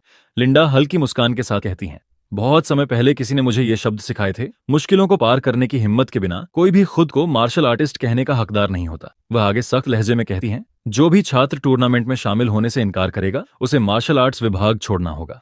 क्लास में सन्नाटा छा जाता है। लिंडा आगे कहती हैं, जादुई जानवर टेमिंग टूर्नामेंट 6 दिनों में होगा। क्लास के बाद हम बाहर व्यवहारिक युद्ध प्रशिक्षण करेंगे। मैं यह सुनिश्चित करूंगी कि आप में से हर एक जादुई जानवर को हरा सके। काय परेशान होकर बोलता है, टेमिंग टूर्नामेंट? क्या वह सिर्फ क्लास प्रतिनिधि चुनने का कार्यक्रम नहीं है? हमारे पास तो पहले से ही क्लास प्रतिनिधि है, तो फिर इसमें भाग लेने का क्या मतलब? अचानक काई के सिर पर चाक लगती है। कुछ छात्र आपस में कहते हैं, वह सुंदर लड़का हमेशा अध्यापिका को गुस्सा दिला देता है। ल्यूकास मन ही मन सोचता है, गुंडों जैसी ट्रेनिंग, व्यावहारिक युद्ध प्रशिक्षण, मुझे ध्यान रखना होगा कि मैं अपने स्पैरिंग पार्टनर को हवा में न उड़ा दूं। तभी ट्रेनिंग ग्राउंड दिखाया जाता है। एक लड़की उड़ते हुए सीधे एक पेड़ से टकरा जाती है। उसकी स्पैरिंग पार्टनर भी वहीं खड़ी होती है।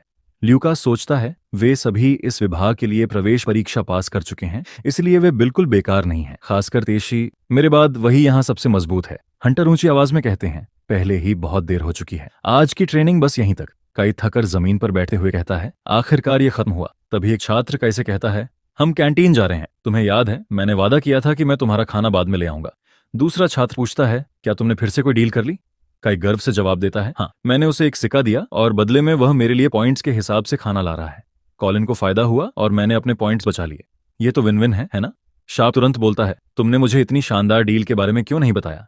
कॉलिन जवाब देता है, माफ करना, अगली बार मैं तुम्हें मौका दूंगा। ल्यूकास सोचता है, वह अपना भत्ता भी बना रहा है और रिश्ते भी मजबूत कर रहा है। कॉलिन सच में एक चालाक लड़का है। काई ल्यूकास की तरफ देखकर हंसता है और कहता है, अरे ल्यूकास, मैं काफी होशियार हूं, है ना? तुम्हें मुझसे एक दो चीजें सीखनी चाहिए। मैं तुमसे ट्यूशन फीस भी नहीं लूंगा। ल्यूकास शांति से जवाब देता है, मैं इस ऑफर की कद्र करता हूं, लेकिन मैं मना करता हूं। काई चौंकर सोचता है, ओह सही है, वह लड़का एलिट क्लास में एक बहन रखता है, उसे पॉइंट्स की चिंता करने की जरूरत नहीं। जंगल का दृश्य दिखाया जाता है। ल्यूकास एक राइनो मॉन्स्टर के ऊपर बैठा दिखाई देता है। ल्यूकास बोलता है, काई को सब गलत फहमी है, लेकिन जूलिया के बिना भी मुझे खाने की चिंता नहीं है, क्योंकि मेरे पास प्रकृति की देन यहीं मौजूद है। तभी अलाव जलता हुआ दिखाया जाता है। ल्यूकास सोचता है, अगर मुझे जूलिया को घर छोड़ने न जाना पड़ता तो मैं डिनर टाइम को ट्रेनिंग में इस्तेमाल कर सकता था, लेकिन वह वाइस प्रेसिडेंट मीना आज फिर से जूलिया के करीब आने की कोशिश कर रही थी। मैं अपनी चौकसी कम नहीं कर सकता। अगर उसके मन में जरा भी बुरी नीयत हुई तो मैं उसे जरूर पछतावा करवाऊंगा। तभी उरु दिखाई देता है, उसे खाना चाहिए होता है। ल्यूकास कहता है, लो खाओ। उसे देकर वह सोचता है, अभी देकर उरु सच में काफी प्यारा लगता है। उरु बोलता है, अपना खाना मुफ्त में बांट रहा है, लगता है कि एक पालतू जानवर होना इतना बुरा भी नहीं है। ल्यूकास बोलता है, खाने के बाद तुम मेरी ट्रेनिंग में मदद करोगे, मैं वादा करता हूं कि तुम्हें चोट नहीं पहुंचाऊंगा। ये सुनकर उरु डर जाता है। उरु बोलता है, ये इतना आसान नहीं था। तभी रायन फैमिली स्टेट दिखाया जाता है। ल्यूकास की मां चिंता में डूबी हुई होती है। तभी ल्यूकास के पिता आकर कहते हैं, कैथरीन, फिर से बच्चों के बारे में सोच रही हो? कैथरीन जवाब देती है, हाँ, मैं आपसे कुछ भी छिपा नहीं सकती, है ना? उनकी क्लासेस शायद अब शुरू हो गई होंगी। पिता कहते हैं, अगर तुम उन्हें इतना याद करती हो तो उनसे मिलने चलो। मुझे वैसे भी काम के लिए डाकू टाउन से होकर जाना है, मैं तुम्हें वहां तक ले जा सकता हूँ। कैथरीन खुशी से कहती हैं, धन्यवाद, मैं बहुत खुश हूं कि मुझे बच्चों से मिलने का मौका मिलेगा। तभी काउंट ग्रिंडो का घर दिखाया जाता है। वहां मौजूद सभी लोगों ने अजीब किस्म के कपड़े पहन रखे होते हैं। तभी एक रहस्यमय महिला बोलती है, जेसिका, मुझे बहुत खुशी है कि तुम आ सकी, यहाँ बैठो।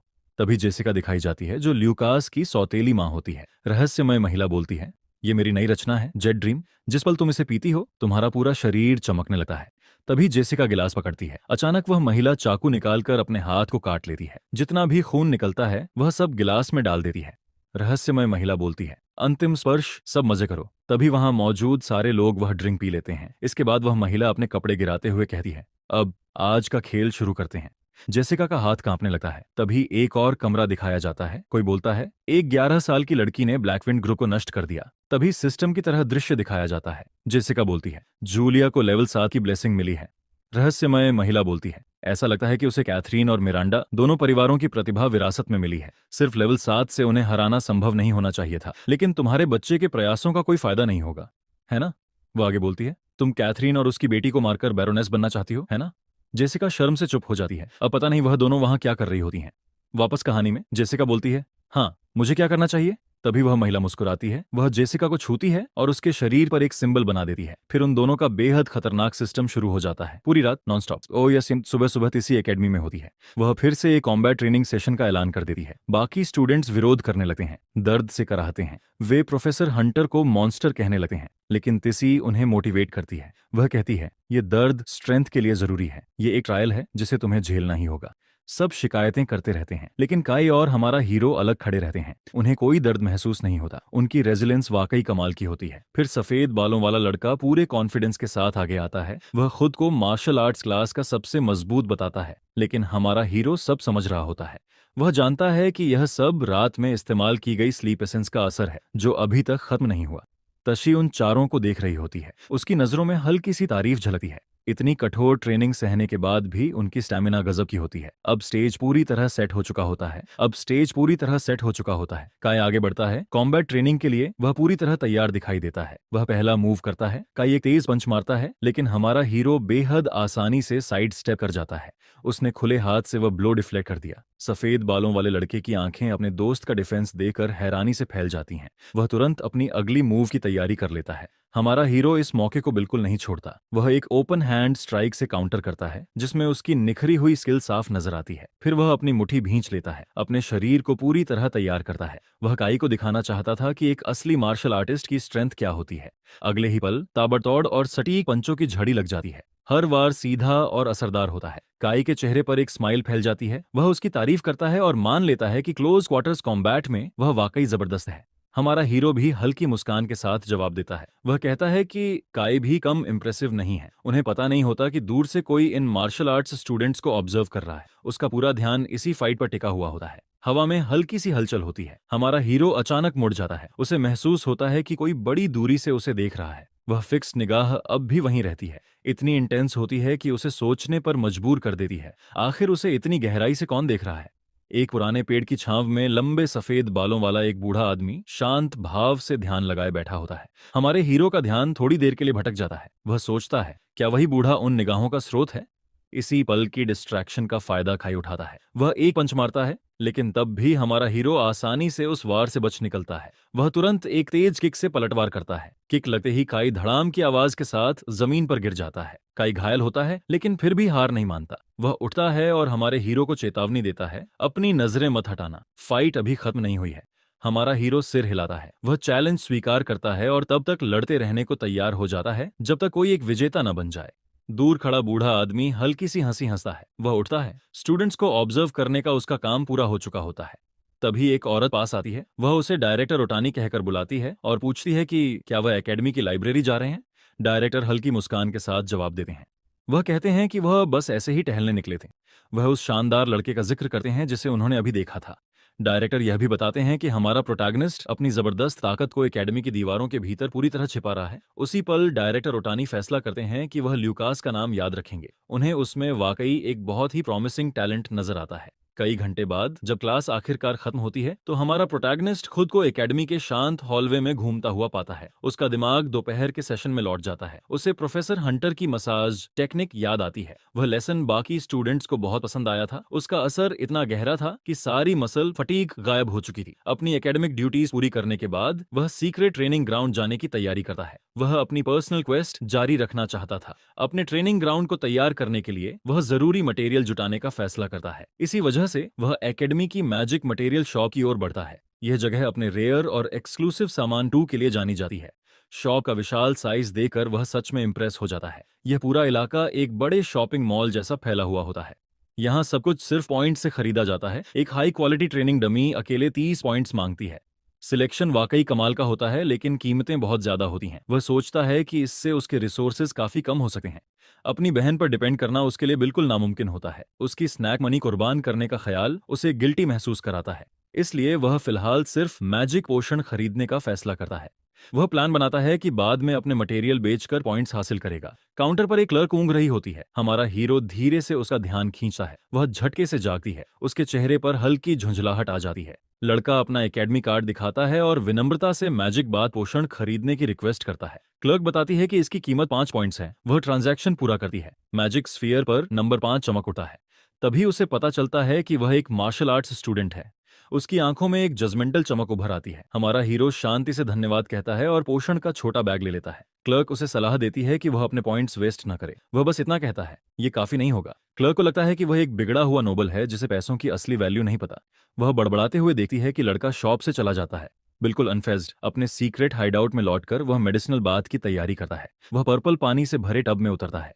लंबे दिन की ट्रेनिंग और क्लासेस के बाद वह राहत की सांस लेता है। उसे महसूस होता है कि इस मेडिसिनल बाथ का असर अब भी काफी स्ट्रांग है, लेकिन वह सोचता है कि इस पावरफुल पानी को फेंकना वेस्ट होगा। अचानक शांति टूट जाती है। अंधेरे से चमकती हुई पर्पल आंखें उसे घूर रही होती हैं। फिर नुकीले दांतों से भरा एक विशाल मुंह सामने आता है। वह शैडो से बाहर निकलता है और उसके बाद वाटर की ओर बढ़ता है। नहाने के बाद हमारा हीरो कुछ सामान इकट्ठा करने लगता है। इन्हें वह एकेडमी पॉइंट्स के बदले बेचने वाला होता है।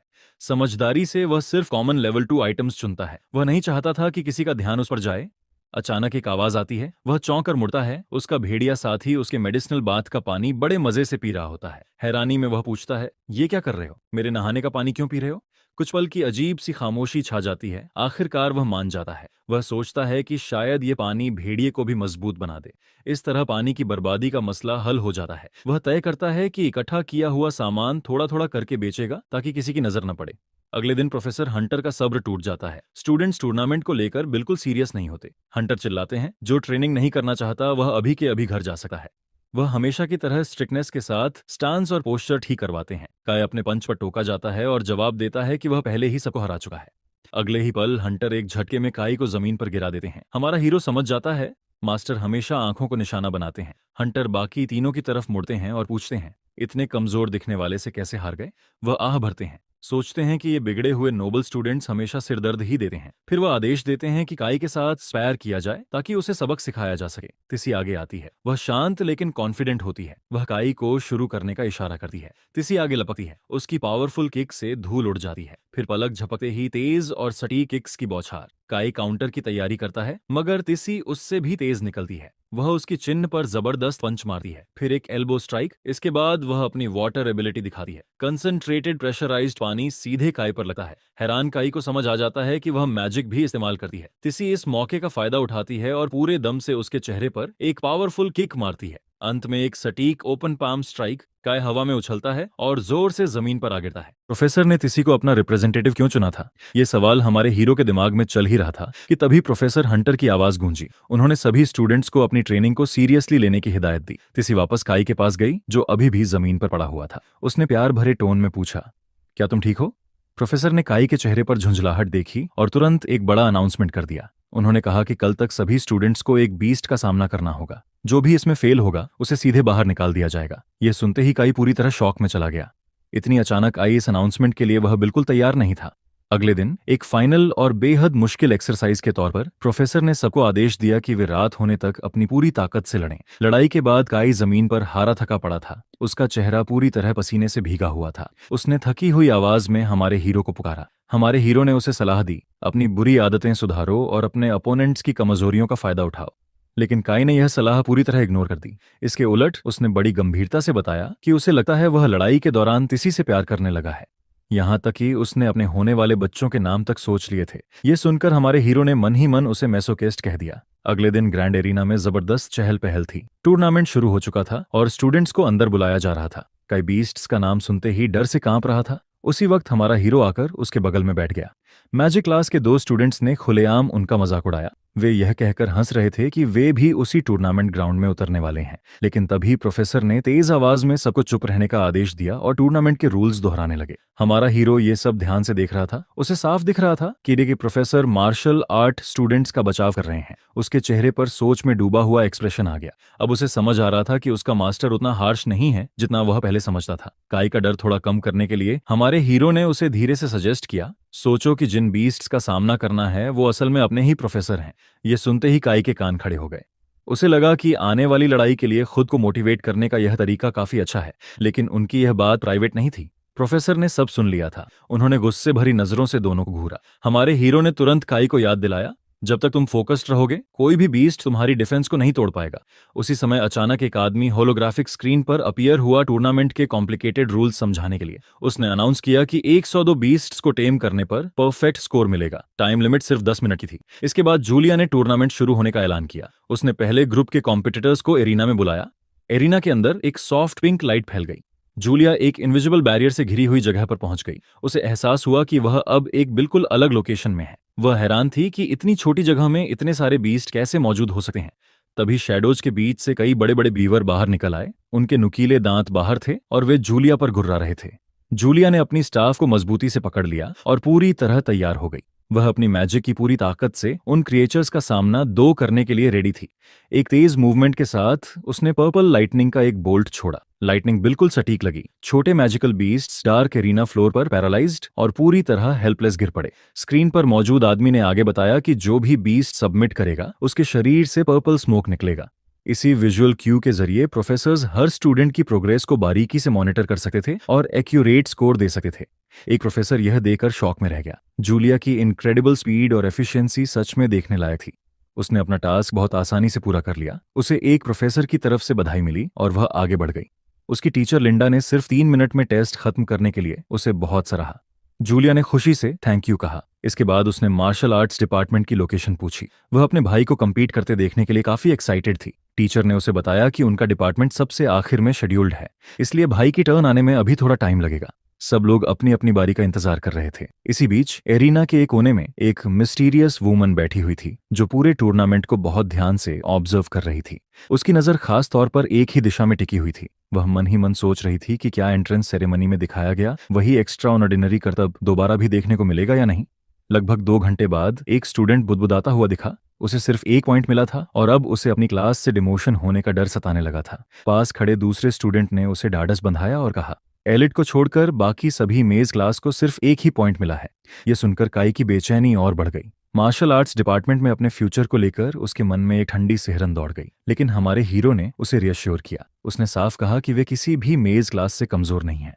प्रोफेसर ने अपनी उंगलियां चटकाईं और उसकी बात से सहमति जताई। उन्होंने कहा, तुम्हें अपनी स्ट्रेंथ को कभी अंडर एस्टिमेट नहीं करना चाहिए। उन्होंने आगे समझाया कि लेवल 1 बेस में ह्यूमंस को सीरियसली हार्म करने की कैपेसिटी होती ही नहीं है, इसलिए इंजरी का डर जरूरत से ज्यादा नहीं लेना चाहिए। फिर उन्होंने जोड़ा, क्लोज क्वार्टर कॉम्बैट में तुम लोग लो लेवल मेज से कहीं ज्यादा स्ट्रांग हो। यह सुनकर स्टूडेंट्स पूरी तरह सरप्राइज्ड रह गए। उनकी एक्सप्रेशन देखकर प्रोफेसर थोड़ा चिढ़ गए और बुदबुदाए कि इनकी रिएक्शन बहुत ज्यादा ब्राइट है। उसी समय तिसी, जो रिप्रेजेंटेटिव थी, आगे आई और अपनी ऑब्जर्वेशंस शेयर की। उसने कंफर्म किया कि किसी को भी सीरियस इंजरी नहीं हुई है। उसने यह भी बताया कि ज्यादातर मेज स्टूडेंट्स पूरी तरह एग्जॉस्ट हो चुके थे क्योंकि उन्होंने अपनी सारी माना खर्च कर दी थी। एरिना को इस तरह डिजाइन किया गया था कि स्टूडेंट्स ओवरवेलम ना हो। आखिर में उसने एक जरूरी एडवाइस दी, अगर जीत नामुमकिन लगे तो भाग जाना और अपनी स्टैमिना को समझदारी से मैनेज करना। यह सुनते ही स्टूडेंट्स खुशी से चिल्ला उठे और प्रोफेसर ने मन ही मन अपने रिप्रेजेंटेटिव के सिलेक्शन को पूरी तरह सही माना। तभी अचानक एक आदमी मॉकिंग स्माइल के साथ बीच में बोल पड़ा।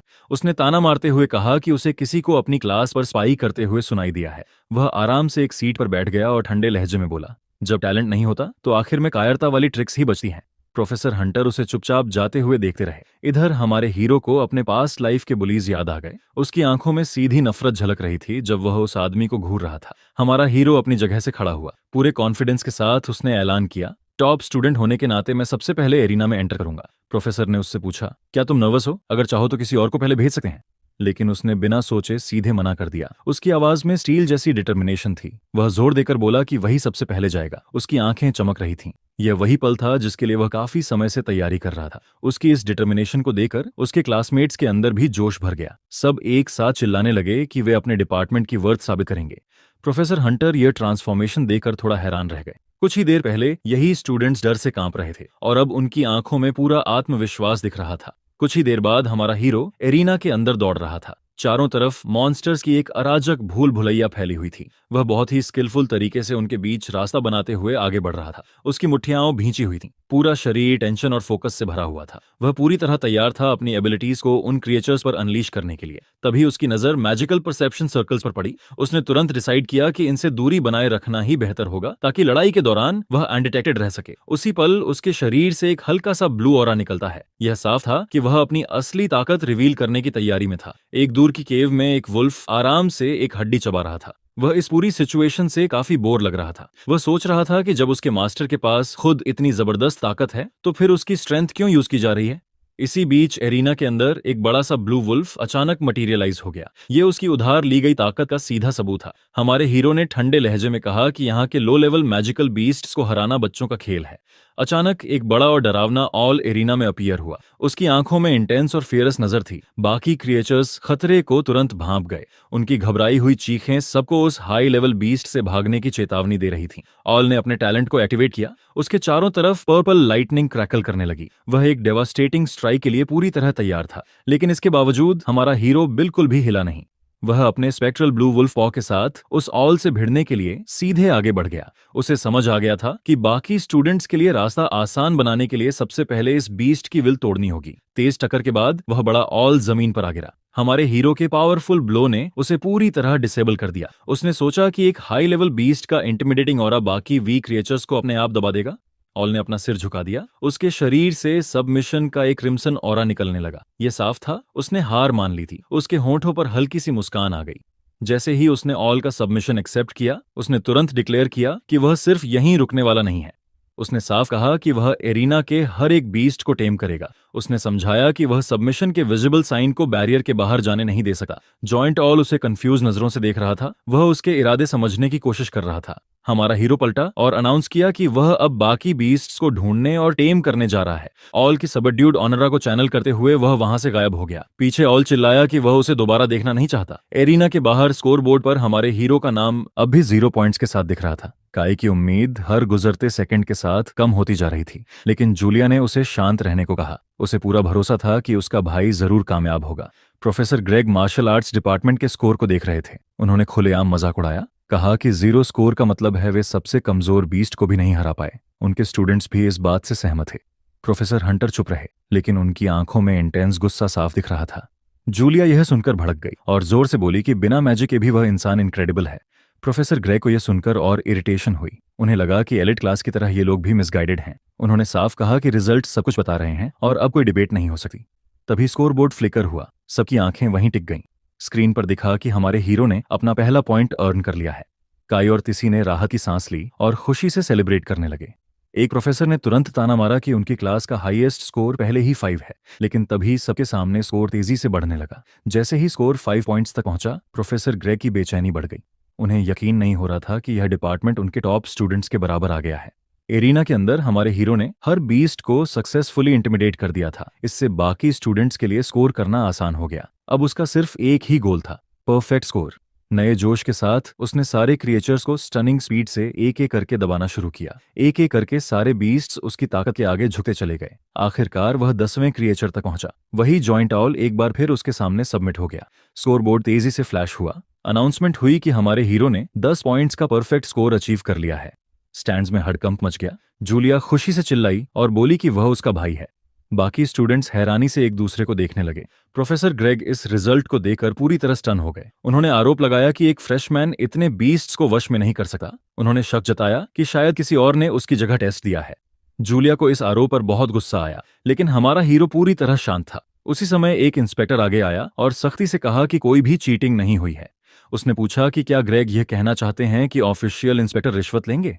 ग्रेग का चेहरा सफेद पड़ गया। इंस्पेक्टर ने एरिना बैरियर की जांच करने का फैसला किया। कुछ देर बाद बैरियर हटा दिया गया। बीस्ट्स अचानक आई रोशनी से घबरा गए। उन्हें समझ आ गया कि वह इंसान अब वहां नहीं है। एक जोरदार चीख के साथ वे भागने लगे, लेकिन इंस्पेक्टर ने तुरंत कंटेनमेंट स्पेल का यूज किया। कुछ बीस्ट्स गोल्डन एनर्जी की रस्सियों में फंस गए। जांच के बाद यह कंफर्म हो गया कि कोई गड़बड़ी नहीं हुई थी। टूर्नामेंट फिर से शुरू करने का अनाउंसमेंट कर दिया गया। इसके बाद एक एक करके बाकी मार्शल आर्ट स्टूडेंट्स एरिना में उतरे। हैरानी की बात यह थी कि हर एक ने परफेक्ट स्कोर हासिल किया। स्कोर बोर्ड पर पूरा डिपार्टमेंट टॉपर पहुंच गया। प्रोफेसर हंटर यह देखकर हल्की सी संतुष्ट मुस्कान देते हैं। डायरेक्टर ने घोषणा की कि अगले साल मार्शल आर्ट्स डिपार्टमेंट सबसे पहले कंपीट करेगा। प्रोफेसर ग्रेग यह सुनकर पूरी तरह चुप हो गए। टूर्नामेंट खत्म होने के बाद मार्शल आर्ट स्टूडेंट्स अपने डॉर्मेट्री में जश्न मना रहे थे। काई खुशी से चिल्ला रहा था कि वह यह रिजल्ट अपने फादर को जरूर बताएगा। सबके चेहरे पर सुकून और गर्व था। एंट्रेंस एग्जाम के बाद से सब हैरान थे कि वे लोग कितने स्ट्रांग हो चुके थे। हमारा प्रोटोगोनिस्ट चुपचाप ये मान रहा था कि अब तक किसी को उस पर कोई शक नहीं हुआ था। उसका इंट्रीगेट प्लान बिल्कुल परफेक्ट तरीके से अनफोल्ड हो चुका था। काई ने सवाल किया कि फर्स्ट प्लेस फिनिश करने पर मिले हुए 20 बोनस पॉइंट्स वे लोग कैसे खर्च करने वाले हैं।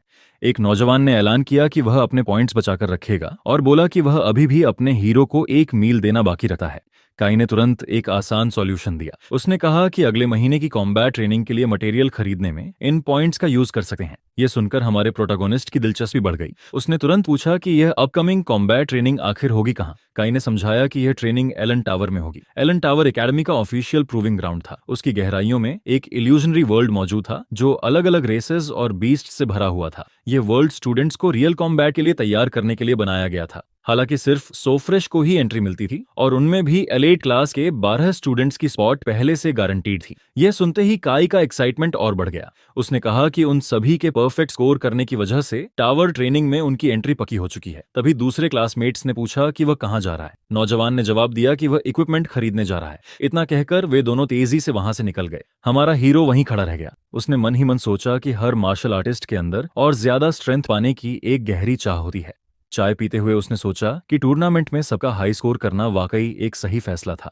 ताई ने फिर उसे मटेरियल शॉप पर चलने के लिए बुलाया, लेकिन हमारे प्रोटोगोनिस्ट ने विनम्रता से ये ऑफर ठुकरा दिया। अचानक हमारे हीरो के रूममेट की नजर एक अजीब से पेंडेंट पर टिक गई जो उसके सामने लटक रहा था। वह उसे देखकर जैसे हिप्नोटाइज हो गया हो। हमारे हीरो ने बताया कि यह पेंडेंट हंटर ने उसे दिया था और अब वह इसे ध्यान से एग्जामिन करना चाहता था। काई ने लक्स के हाथ में पड़े उस पेंडेंट को ध्यान से देखा और हैरानी से बोला, ये पेंडेंट तो सिर्फ टॉप 3 को मिलता है ना, मतलब जिन्होंने टूर्नामेंट में परफेक्ट स्कोर किया हो। फिर काई ने आगे कहा कि उनका हीरो कितना लकी था कि उसकी बारी लेडी डीसी से पहले आ गई, वरना यह पेंडेंट उनका होता। लक्स ने बस हल्की सी स्माइल दी और बोला, लगता है किस्मत मेरी सबसे बड़ी एसेट है। इसके बाद काई ने बताया कि वह मार्केट जा रहा है। ऑल्टो और बाकी 2023 सबको हाथ हिलाकर बाय बोला और अपने प्रोटोगोनिस्ट को भी अलविदा कहा। इधर भीड़भाड़ वाले ग्राउंड्स में एक बहुत बड़ा स्कोर बोर्ड लगा हुआ था। उसकी चमकदार डिस्प्ले पर टूर्नामेंट के लेटेस्ट रिजल्ट्स दिख रहे थे। उसे देखने के लिए चारों तरफ भीड़ जमा थी। स्टूडेंट्स हैरानी से एक दूसरे को देख रहे थे क्योंकि मार्शल आर्ट्स डिपार्टमेंट ने फर्स्ट प्लेस हासिल कर लिया था। उनके हर एक पार्टिसिपेंट ने परफेक्ट स्कोर किया था। पास ही एक स्टूडेंट गुस्से से पिलर पर लात मार रहा था। वह रीला थी, मैजिक डिपार्टमेंट के प्रोफेसर ग्रे की स्टूडेंट। वह अपनी हार से आग बबूला हो चुकी थी। लगातार 3 साल से जीत उन्हीं की होती आई थी। उसने बुदबुदाते हुए कहा, मेरे फादर ने 10 साल तैयारी की थी और एक दिन में सब मिट्टी में मिल गया। तभी एक गुलाबी मैजिकल डैगर रीला के सिर के ऊपर से निकला और सीधा स्कोर बोर्ड की तरफ चला गया। एक नया बंदा गुस्से से मुंह बनाते हुए वहां आ गया। उसने कहा, उन्होंने अरान टावर के लिए 20 स्लॉट्स हड़प लिए हैं। उसका चेहरा 10 स्लॉट्स हड़प लिए हैं और ज्यादा गुस्से से भर गया। वह चिल्लाया, ये स्लॉट सिर्फ हमारे मैजिशियंस के लिए हैं। एक और स्टूडेंट बीच में बोलने आया कि एग्जामिनर्स को कोई चीटिंग नहीं मिली, लेकिन पहले वाले लड़के ने उसे एक झटके में साइड कर दिया। फिर उसने अपना मैजिकल डैगर वापस बुला लिया। डैगर सीधे उसके हाथ में आ गया। उसने धीमी आवाज में कहा, मैंने सुना है मार्शल आर्ट्स डिपार्टमेंट ने मैजिक बीस्ट बेस के टीचर्स को ब्राइब दी है। एक भूरे बालों वाला स्टूडेंट बोला, काई के लिए ऐसा अरेंजमेंट करना आसान है, वो अमीर तारोई फैमिली का बेटा है। एक नीले बालों वाला लड़का हल्के से ऑरा के साथ अपना चश्मा ठीक करते हुए बोला, मैंने तारो यंग मास्टर्स में से एक को मटेरियल शॉप पर देखा था। ये एंड्रे था, ग्रे का ही एक स्टूडेंट। उसने बताया कि उसने ट्रेनिंग का सारा इक्विपमेंट खरीद लिया है एक साथ, उन एक्स्ट्रा पॉइंट्स का यूज करके जो उन्हें बल्क बाइंड पर मिलते हैं। उसका प्लान साफ था, बाकी सबके लिए valuable material out of stock हो जाए। रीला ने अपनी वॉन्ड कसकर पकड़ ली। उसके चेहरे पर एक खतरनाक स्माइल आ गई। उसने कहा, क्यों ना हम खुद ही उनकी ग्रोथ की स्पीड करेक्ट कर दें। शाम ढलने लगी थी। घने जंगल के अंदर एक मैजिकल डैगर अंधेरे में चमक उठा। रीला की टीम मार्शल आर्ट्स डिपार्टमेंट के 2 स्टूडेंट्स को चारों तरफ से घेर चुकी थी। एक स्टूडेंट दर्द से कराह रहा था। उसकी पीठ पर एक गहरा और ताजा जख्म था। उसके साथी ने जख्म को देखा और तुरंत पहचान लिया, ये वन पॉइजन था। उसके चेहरे का रंग उड़ गया। उसे समझ आ गया कि अगर जल्दी इलाज नहीं किया गया तो हालत बहुत बिगड़ सकती है। डरते हुए उसने अटैकर्स से कहा, अगर तुम्हें पॉइंट्स चाहिए तो मैं दे दूंगा, प्लीज उसे छोड़ दो। लेकिन उसकी बात अधूरी ही रह गई। रीला की मैजिकल वाइन तेजी से बाहर निकली। एक झटके में उसने उसे हवा में उछाल दिया। दूसरे अटैकर ने उसके पैरों को बर्फ से फ्रीज कर दिया। वह हिल भी नहीं पा रहा था। अगले ही पल वाइन उसकी छाती में बेरहमी से घुस गई। खून चारों तरफ फैल गया। वह स्टूडेंट दर्द से चीखता हुआ जमीन पर गिर पड़ा। रीला धीरे धीरे उसके पास आई, ठंडे स्वर में बोली, हमें पॉइंट्स नहीं चाहिए। गिरा हुआ स्टूडेंट हाँफते हुए बोला, तो फिर तुम्हें चाहिए क्या? रीला ने एक छोटी सी रेड बॉटल निकाली। उसकी आंखों में डार्क चमक थी। उसने ऑर्डर दिया, ऐसे ही मार्शल आर्ट्स डिपार्टमेंट वापस जाओ। फिर उसने और पास आकर कहा, सबको बता देना कि तुम्हारी लाइफ एक कीड़े से भी कम है। उनकी दर्द भरी चीखें पूरे जंगल में गूंज उठीं। सूरज धीरे धीरे डूब गया। कुछ घंटों बाद लक्स और काई ऑल्टो और डेसियो को जंगल में पागलों की तरह ढूंढ रहे थे। काई ने थोड़ा हल्का होते हुए कहा, यार वो अक्सर पार्ट टाइम जॉब्स की वजह से लेट हो जाते हैं, इतनी टेंशन क्यों ले रहा है? लेकिन लक्स का एक्सप्रेशन काफी गंभीर था। उसने कहा, इस बार बात अलग है। फिर धीमी आवाज में बोला, इतनी स्ट्रांग खून की स्मेल मैंने पहले कभी डिटेक्ट नहीं की। अचानक उसकी नजर किसी चीज पर फिक्स हो गई। वह तेजी से आगे भागा। काई पीछे से चिल्लाया, अरे इतनी जल्दी क्या है? एक घनी झाड़ी के पीछे उन्हें एक हाथ दिखाई दिया। पास जाकर देखा तो ऑल्टो और डेसियो वहीं पड़े थे, बुरी तरह जख्मी। काई डर के मारे फुसफुसाया, ये सब किसने किया? लक्स घुटनों पर बैठ गया। उसने धीरे से ऑल्टो को उठाया। ऑल्टो मुश्किल से होश में था। हाँफते हुए बोला, रीला, ग्रे की क्लास से। फिर दर्द से आंखें भींचते हुए, उसने मेरे मेरिडियंस काट दिए। इतना कहकर वह बेहोश हो गया। यह सुनते ही लक्स के अंदर कुछ टूट गया। उसका चेहरा पूरी तरह एक्सप्रेशनलेस हो गया। उसके शरीर से भयंकर ब्लू ओरा फूट पड़ा। अल्टो की चीख हवा में गूंज उठी। काय घबरा गया। हमारे हीरो ने तुरंत उसे भरोसा दिलाया, शांत हो जाओ, एल्टो जिंदा है, बस बेहोश है। बेहद कुशलता से उसने अल्टो के प्रेशर पॉइंट्स दबाए। खून का बहना रुक गया। फिर उसने काई की तरफ देखा, जल्दी से दवाई ढूंढो। बिना एक शब्द बोले काय भाग पड़ा। वो बस एक धुंधली परछाई जैसा दिख रहा था। इलाज करते हुए हमारे हीरो को एक डरावनी सच्चाई समझ आ गई। अल्टो और डेसियो दोनों की हड्डियां टूट चुकी थीं। ये कोई साधारण हमला नहीं था, ये बोन क्रशिंग आर्ट थी, एक कुख्यात और बेरहम टेक्निक जिसे ब्लैक मार्केट के असैसिन इस्तेमाल करते थे। उसने गुस्से में मुट्ठी भींचकर जमीन पर पटकी। अपने ही टीममेट्स पर ऐसी क्रूर तकनीक का इस्तेमाल, यह दादागिरी नहीं थी, यह तो साफ साफ जान लेने की कोशिश थी। उसका चेहरा गुस्से से काला पड़ गया। तभी डेसियो के होंठ हिले। एक दर्द भरी फुसफुसाहट निकली, पापा, मम्मा, दर्द हो रहा है। हमारे हीरो की नजरें उस पर टिक गईं। फिक्र मत करो, उसने धीमी लेकिन ठोस आवाज में कसम खाई, मैं बदला लूंगा। उसने डेसियो को धीरे से एक पेड़ के सहारे टिकाया। उसी वक्त काई वापस आ गया। उसके पीछे टीशी भी थी। टीशी की आवाज कांप रही थी। अल्टो और डेसियो कैसे हैं? हमारे हीरो ने शांत स्वर में समझाया, उनकी जान खतरे में नहीं है, लेकिन रिकवर होने में कई दिन लगेंगे। लुकास को दवाई देते हुए काई बोला, ये सब तुम्हारी फर्स्ट एड की वजह से ही मुमकिन हुआ है। टीशी गुस्से से फूट पड़ी, मैं कल ही स्टूडेंट काउंसिल में कंप्लेन करूंगी। लुकास ने दांत भींचे और बस इतना कहा, मत करो, टीशी हैरान होकर पीछे हट गई। लुकास अब बिल्कुल अलग लग रहा था। उसके आसपास एक अजीब सी इंटेंस प्रेशर फैल रही थी। वो अपने नॉर्मल शांत अंदाज से बिल्कुल अलग था। गंभीर और सख्त एक्सप्रेशन के साथ लुकास बोला, इस ज्यादती का बदला मैं खुद लूंगा। बाद में शांत स्टूडेंट काउंसिल रूम में स्टूडेंट काउंसिल हेड ने गंभीर आवाज में पूछा, तो तुम मिस्टर ग्रे की क्लास के स्टूडेंट्स को ड्यूल के लिए चैलेंज करना चाहते हो? लुकास के सामने खड़े होकर टीशी और काई ने एक साथ कंफर्म किया। हाँ, लुकास ने आगे कहा, अगर हम जीते तो हमलावरों से पब्लिक माफी की डिमांड करेंगे। और अगर तुम हारे? काउंसिल हेड ने पूछा। लुकास बिना हिचक बोले, तो मैं एक एस रैंक आइटम दूंगा। काउंसिल हेड ने भौहें चढ़ाई। क्या तुम्हारे पास कोई प्रूफ है कि ग्रे की क्लास के स्टूडेंट्स ही जिम्मेदार थे? फिर उसने एक आइटम की तरफ इशारा किया। और क्या यही वो एस रैंक आइटम है जिसे तुम दांव पर लगाना चाहते हो? लुकास ने लापरवाही से उस आइटम को उछाला। वो उसके हाथ से फिसल गया। माफ करना, वो बुदबुदाया, हाथ से फिसल गया। फिर उसकी आवाज सख्त हो गई। इतने बड़े इवेंट के लिए ये आइटम थोड़ा सस्ता नहीं है? उसकी आंखें गहरी हो गईं। वो कुछ सोचने लगा। एक एस रैंक आइटम अनमोल होता है। काई छिड़कर बोल पड़ा, ये क्या बात हुई? लेकिन लुकास ने उसे रोक दिया। वो काउंसिल हेड की तरफ गंभीर नजरों से मुड़ा। तो फिर क्या सही रहेगा? काउंसिल हेड कुछ देर चुप रहा, फिर बोला, मुझे लगता है कुछ ऐसा जो स्कूल के लिए यूनिक हो, वो बेहतर रहेगा। उसके चेहरे पर एक शातिर मुस्कान आई। अर्न टावर में एंट्री की क्वालिफिकेशन कैसी रहेगी? जो साइड हारेगी वो हमेशा के लिए अर्न टावर में एंट्री का हक खो देगी। कमरे में सन्नाटा छा गया। लुकास ने बिना देर किए कहा, मंजूर। उसके होठों पर हल्की सी मुस्कान थी। ड्यूल 2 दिन बाद के लिए तय हो गया। इस फैसले ने पूरे स्टूडेंट बॉडी का ध्यान अपनी तरफ खींच लिया। मार्शल आर्ट्स डिपार्टमेंट के दबदबे से नाराज कई स्टूडेंट्स ग्रे के स्टूडेंट्स के लिए चीयर कर रहे थे। वहीं ग्रे खुद अपने स्टूडेंट्स की इस हरकत से काफी खुश लग रहा था। हंटर ने दूसरी तरफ कोई कमेंट नहीं किया। इसके बजाय उसने अपने मार्शल आर्ट्स स्टूडेंट्स की प्रैक्टिकल कॉम्बैट ट्रेनिंग और भी तेज कर दी। 2 दिन तेजी से गुजर गए और आ गया ड्यूल का दिन। अरीना उम्मीद से भरी भीड़ से गुलजार था। हर डिपार्टमेंट से 3-3 स्टूडेंट्स चुने गए थे इंडिविजुअल मैचेस के लिए। रीला एक शातिर मुस्कान के साथ लुकास की तरफ झुकी। अभी माफी मांग लो, वो बोली। शायद मैं तुम्हें माफ कर दूं। लुकास ने बस इतना कहा। तुम्हें नहीं पता इस बैटल का अंजाम क्या होने वाला है। रेफरी की आवाज गूंजी। ड्यूल शुरू किया जाए। काय पहले मैच के लिए आगे बढ़ा। उसका सामना था आंध्रे से, एक चश्मे वाले मैजिशियन से। काय ने डैगर कसकर पकड़ा। पूरी ताकत से वो आंध्रे की तरफ बढ़ा। जवाब में आंध्रे ने तेजी से कई मैजिक सर्कल्स बुलाए। हवा में नुकीले शार्ड्स घूमे और अगले ही पल उसने वो खतरनाक शार्ड्स खाई की तरफ छोड़ दिए। लेकिन आंध्रे को हैरानी हुई। काय ने हर एक शार्ड डिफ्लेक्ट कर दिया। आखिरी शार्ड को हटाते हुए काय ने ऐलान किया, बस इतनी ही थी तुम्हारी ताकत? आंध्रे ने अपने चश्मे एडजस्ट किए। उसकी आंखों में शैतानी चमक थी। वो मन ही मन सोच रहा था, उसका बेवकूफ दुश्मन सीधे उसके जाल में फंस चुका है। उसे अपने अंजाम की खबर तक नहीं थी। अचानक आई को ठंडी सनसनी महसूस हुई। उसने नीचे देखा। उसके चारों तरफ जमीन बर्फ के नुकीले टुकड़ों से ढक चुकी थी। उसके पैर मानो जम चुके थे। वो हिल भी नहीं पा रहा था। आंध्रे आगे बढ़ा। उसके होठों पर घमंडी मुस्कान थी। अब यहां से कोई बचकर नहीं जा सका। उसने अपनी वॉन्ड उठाई। कई मैजिक सर्कल्स एक साथ बन गए। फिर उसने अपने चश्मे को छूते हुए एक कूल पोज मारा। अलविदा छोटे नोबल लड़के। काई ने खुद को कस लिया। वो आने वाले हमले के लिए तैयार था। आंध्रे ने फंसे हुए काई पर नुकीले आइसिकल्स की बरसात कर दी। खून की बूंदें जमी हुई जमीन पर छिटकने लगीं। आंध्रे ने नतीजा देखा। उसके चेहरे पर संतुष्टि साफ थी। मैजिशियन को छेड़ने का यही नतीजा होता है। काई बर्फीले ढांचे से लटका हुआ था। उसके होठों से बस हल्की सी आवाज निकल रही थी। हाँ, आंध्रे उसके पास आया। क्या तुम सरेंडर कर रहे हो? अगर हाँ तो जरा जोर से बोलो। साइड लाइन से रीला ने मुंह बनाते हुए कहा। कमजोर तो आखिर कमजोर ही रहेगा। उसने लुकास को तिरछी नजर से देखा और हार मान लेने को कहा। लुकास का चेहरा गुस्से से काला पड़ गया। उसने रीला को सीधे सीधे चुप रहने को कहा। लुकास की इस अचानक गंभीरता को देखकर रीला भी चौंक गई।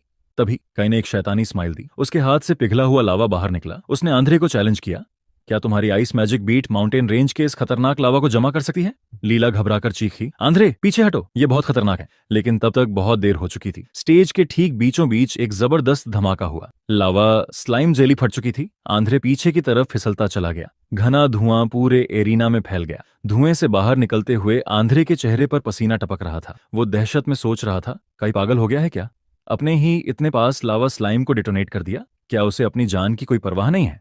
जैसे ही धुआं धीरे धीरे छटा, कई सीधे आंध्रे के पीछे खड़ा था। उसकी आंखें लाल चमक रही थीं। आंध्रे ने घबराकर डिफेंड करने की कोशिश की, लेकिन कई उससे भी तेज निकला। एक झटके में उसने सीधा आंध्रे के शरीर में डैगर घोंप दिया। आंध्रे दर्द से चीख पड़ा। खून चारों तरफ फैल गया। वो पीछे की तरफ लड़खड़ाया। पैरों पर बैलेंस बनाने की पूरी कोशिश कर रहा था। स्टैंड्स में बैठे लोग हॉरर में हाँफ उठे। तभी सबने देखा, काई के पैर बुरी तरह जल चुके थे। उसने जानबूझकर अपने पैर कुर्बान कर दिए थे उस आइस प्रिजन को तोड़ने के लिए।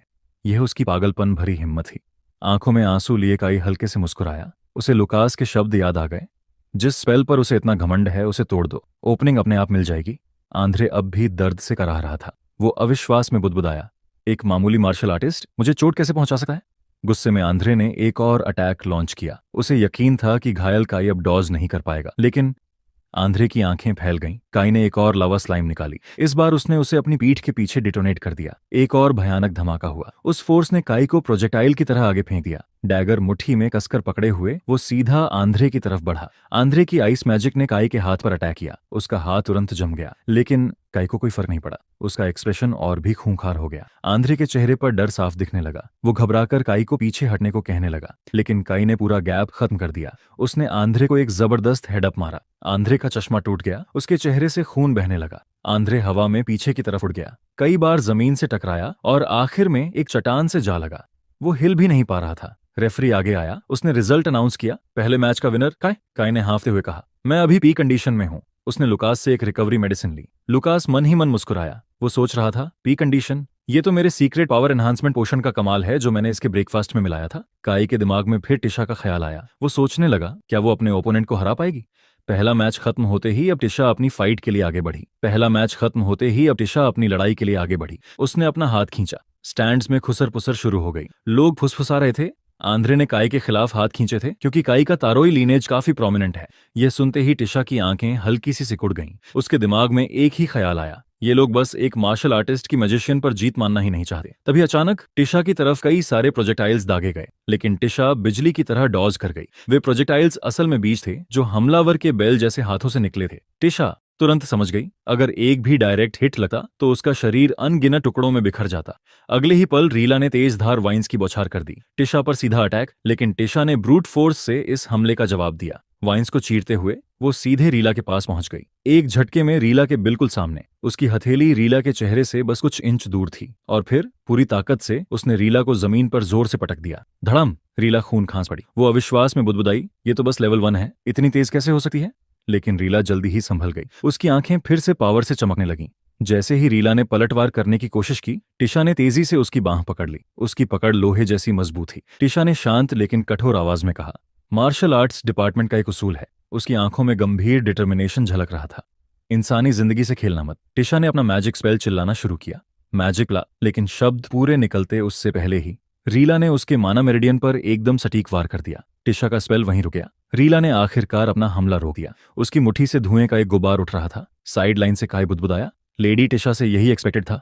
रीला दर्द से कराह रही थी जब टिशा पीछे मुड़ी और चुपचाप चल दी। हवा में एक आखिरी ऐलान गूंजा, कभी भी किसी मार्शल आर्टिस्ट के प्राइड को मत कुचलो। रीला जमीन पर पड़ी थी। तभी रेफरी की आवाज गूंजी, दूसरे मैच की विनर टिशा। कैमरा रीला के हाथों पर झूम हुआ। छोटे छोटे जहरीले नीडल्स उसके बेहोश हाथों से चुपचाप फिसल गए। एक खिड़की से एक मेल टीचर गुस्से में चिल्लाया, उसने इतनी खतरनाक चीज छिपा रखी थी। नीले कपड़ों वाले टीचर ने सवाल किया, ऐसी चीज को परमिशन कैसे दी गई? लेकिन स्टूडेंट काउंसिल हेड ने बात को हल्के में टाल दिया, तुम ज्यादा सोच रहे हो, आखिर में किसी को नुकसान तो नहीं हुआ। इधर टीचर ग्रेक लगातार 2 हार से और ज्यादा अनकंफर्टेबल हो रहे थे। उन्हें अर्न टावर के टिकट्स पक्के करने के लिए एक जीत बहुत जरूरी थी, लेकिन उम्मीद की एक किरण अब भी बाकी थी। उनकी नजर धीरे धीरे लुकास पर टिक गई और तभी लुकास शांति से स्टेज पर आ गया। उसका सामना एक मेल मैजिशियन स्टूडेंट से था। कमेंटेटर की आवाज जोर से गूंजी, तीसरे मैच की शुरुआत। अगले ही पल मैजिशियन एक फ्लैश में गायब हो गया। मैजिशियन एक पल में गायब हो चुका था। अगले ही सेकंड लुकास ने अपना पूरा फोकस तेज कर दिया। उसकी आंखें चारों तरफ घूमने लगीं। उसे साफ दिख रहा था, मैजिशियन अविश्वसनीय स्पीड से मूव कर रहा था। वो लुकास के चारों तरफ घूम रहा था और पीछे पीछे आफ्टर इमेज छोड़ रहा था। स्टैंड्स में टिशा और काई हैरान रह गए। दोनों सोच रहे थे, इतनी तेज स्पीड का लुकास जवाब कैसे देगा? लेकिन लुकास के चेहरे पर कोई घबराहट नहीं थी। वो चुपचाप अपने मन में सोच रहा था, कितनी पावर रिलीज करना ठीक रहेगा? अगले ही पल उसने अपने पैरों से अचानक पावर निकाली, धम, और वो सीधे आगे डैश कर गया। एक झटके में वो मैजिशियन के सामने खड़ा था। उसने फैसला किया था, अपनी पूरी ताकत का सिर्फ 5% यूज करेगा। मैजिशियन चौंक कर पीछे हट गया। उसके दिमाग में एक ही शब्द गूंजा, इम्पॉसिबल, इसने मुझे ढूंढ कैसे लिया? लेकिन लुकास का पहला अटैक बाल बाल मिस हो गया। मैजिशियन ने लुकास के हाथ की तरफ देखा। वो उसके सिर के इतने पास से गुजरा था कि बस बाल छूने से रह गया। मैजिशियन तेजी से पीछे हटा और तभी उसने एक मैजिकल डैगर सीधे लुकास पर लॉन्च कर दिया। एक पल के लिए लुकास को ऐसा लगा जैसे उसने कोई डरावनी प्रेजेंस फील की हो। मैजिशियन अब भी थोड़ा डरा हुआ था। फिर उसने अपनी वॉन्ड एक्टिवेट की। डैगर मैजिक से भर गया और घूमता हुआ वापस लौटा। वो लुकास की गर्दन को छूता हुआ निकल गया, इतना करीब कि हवा तक कट गई।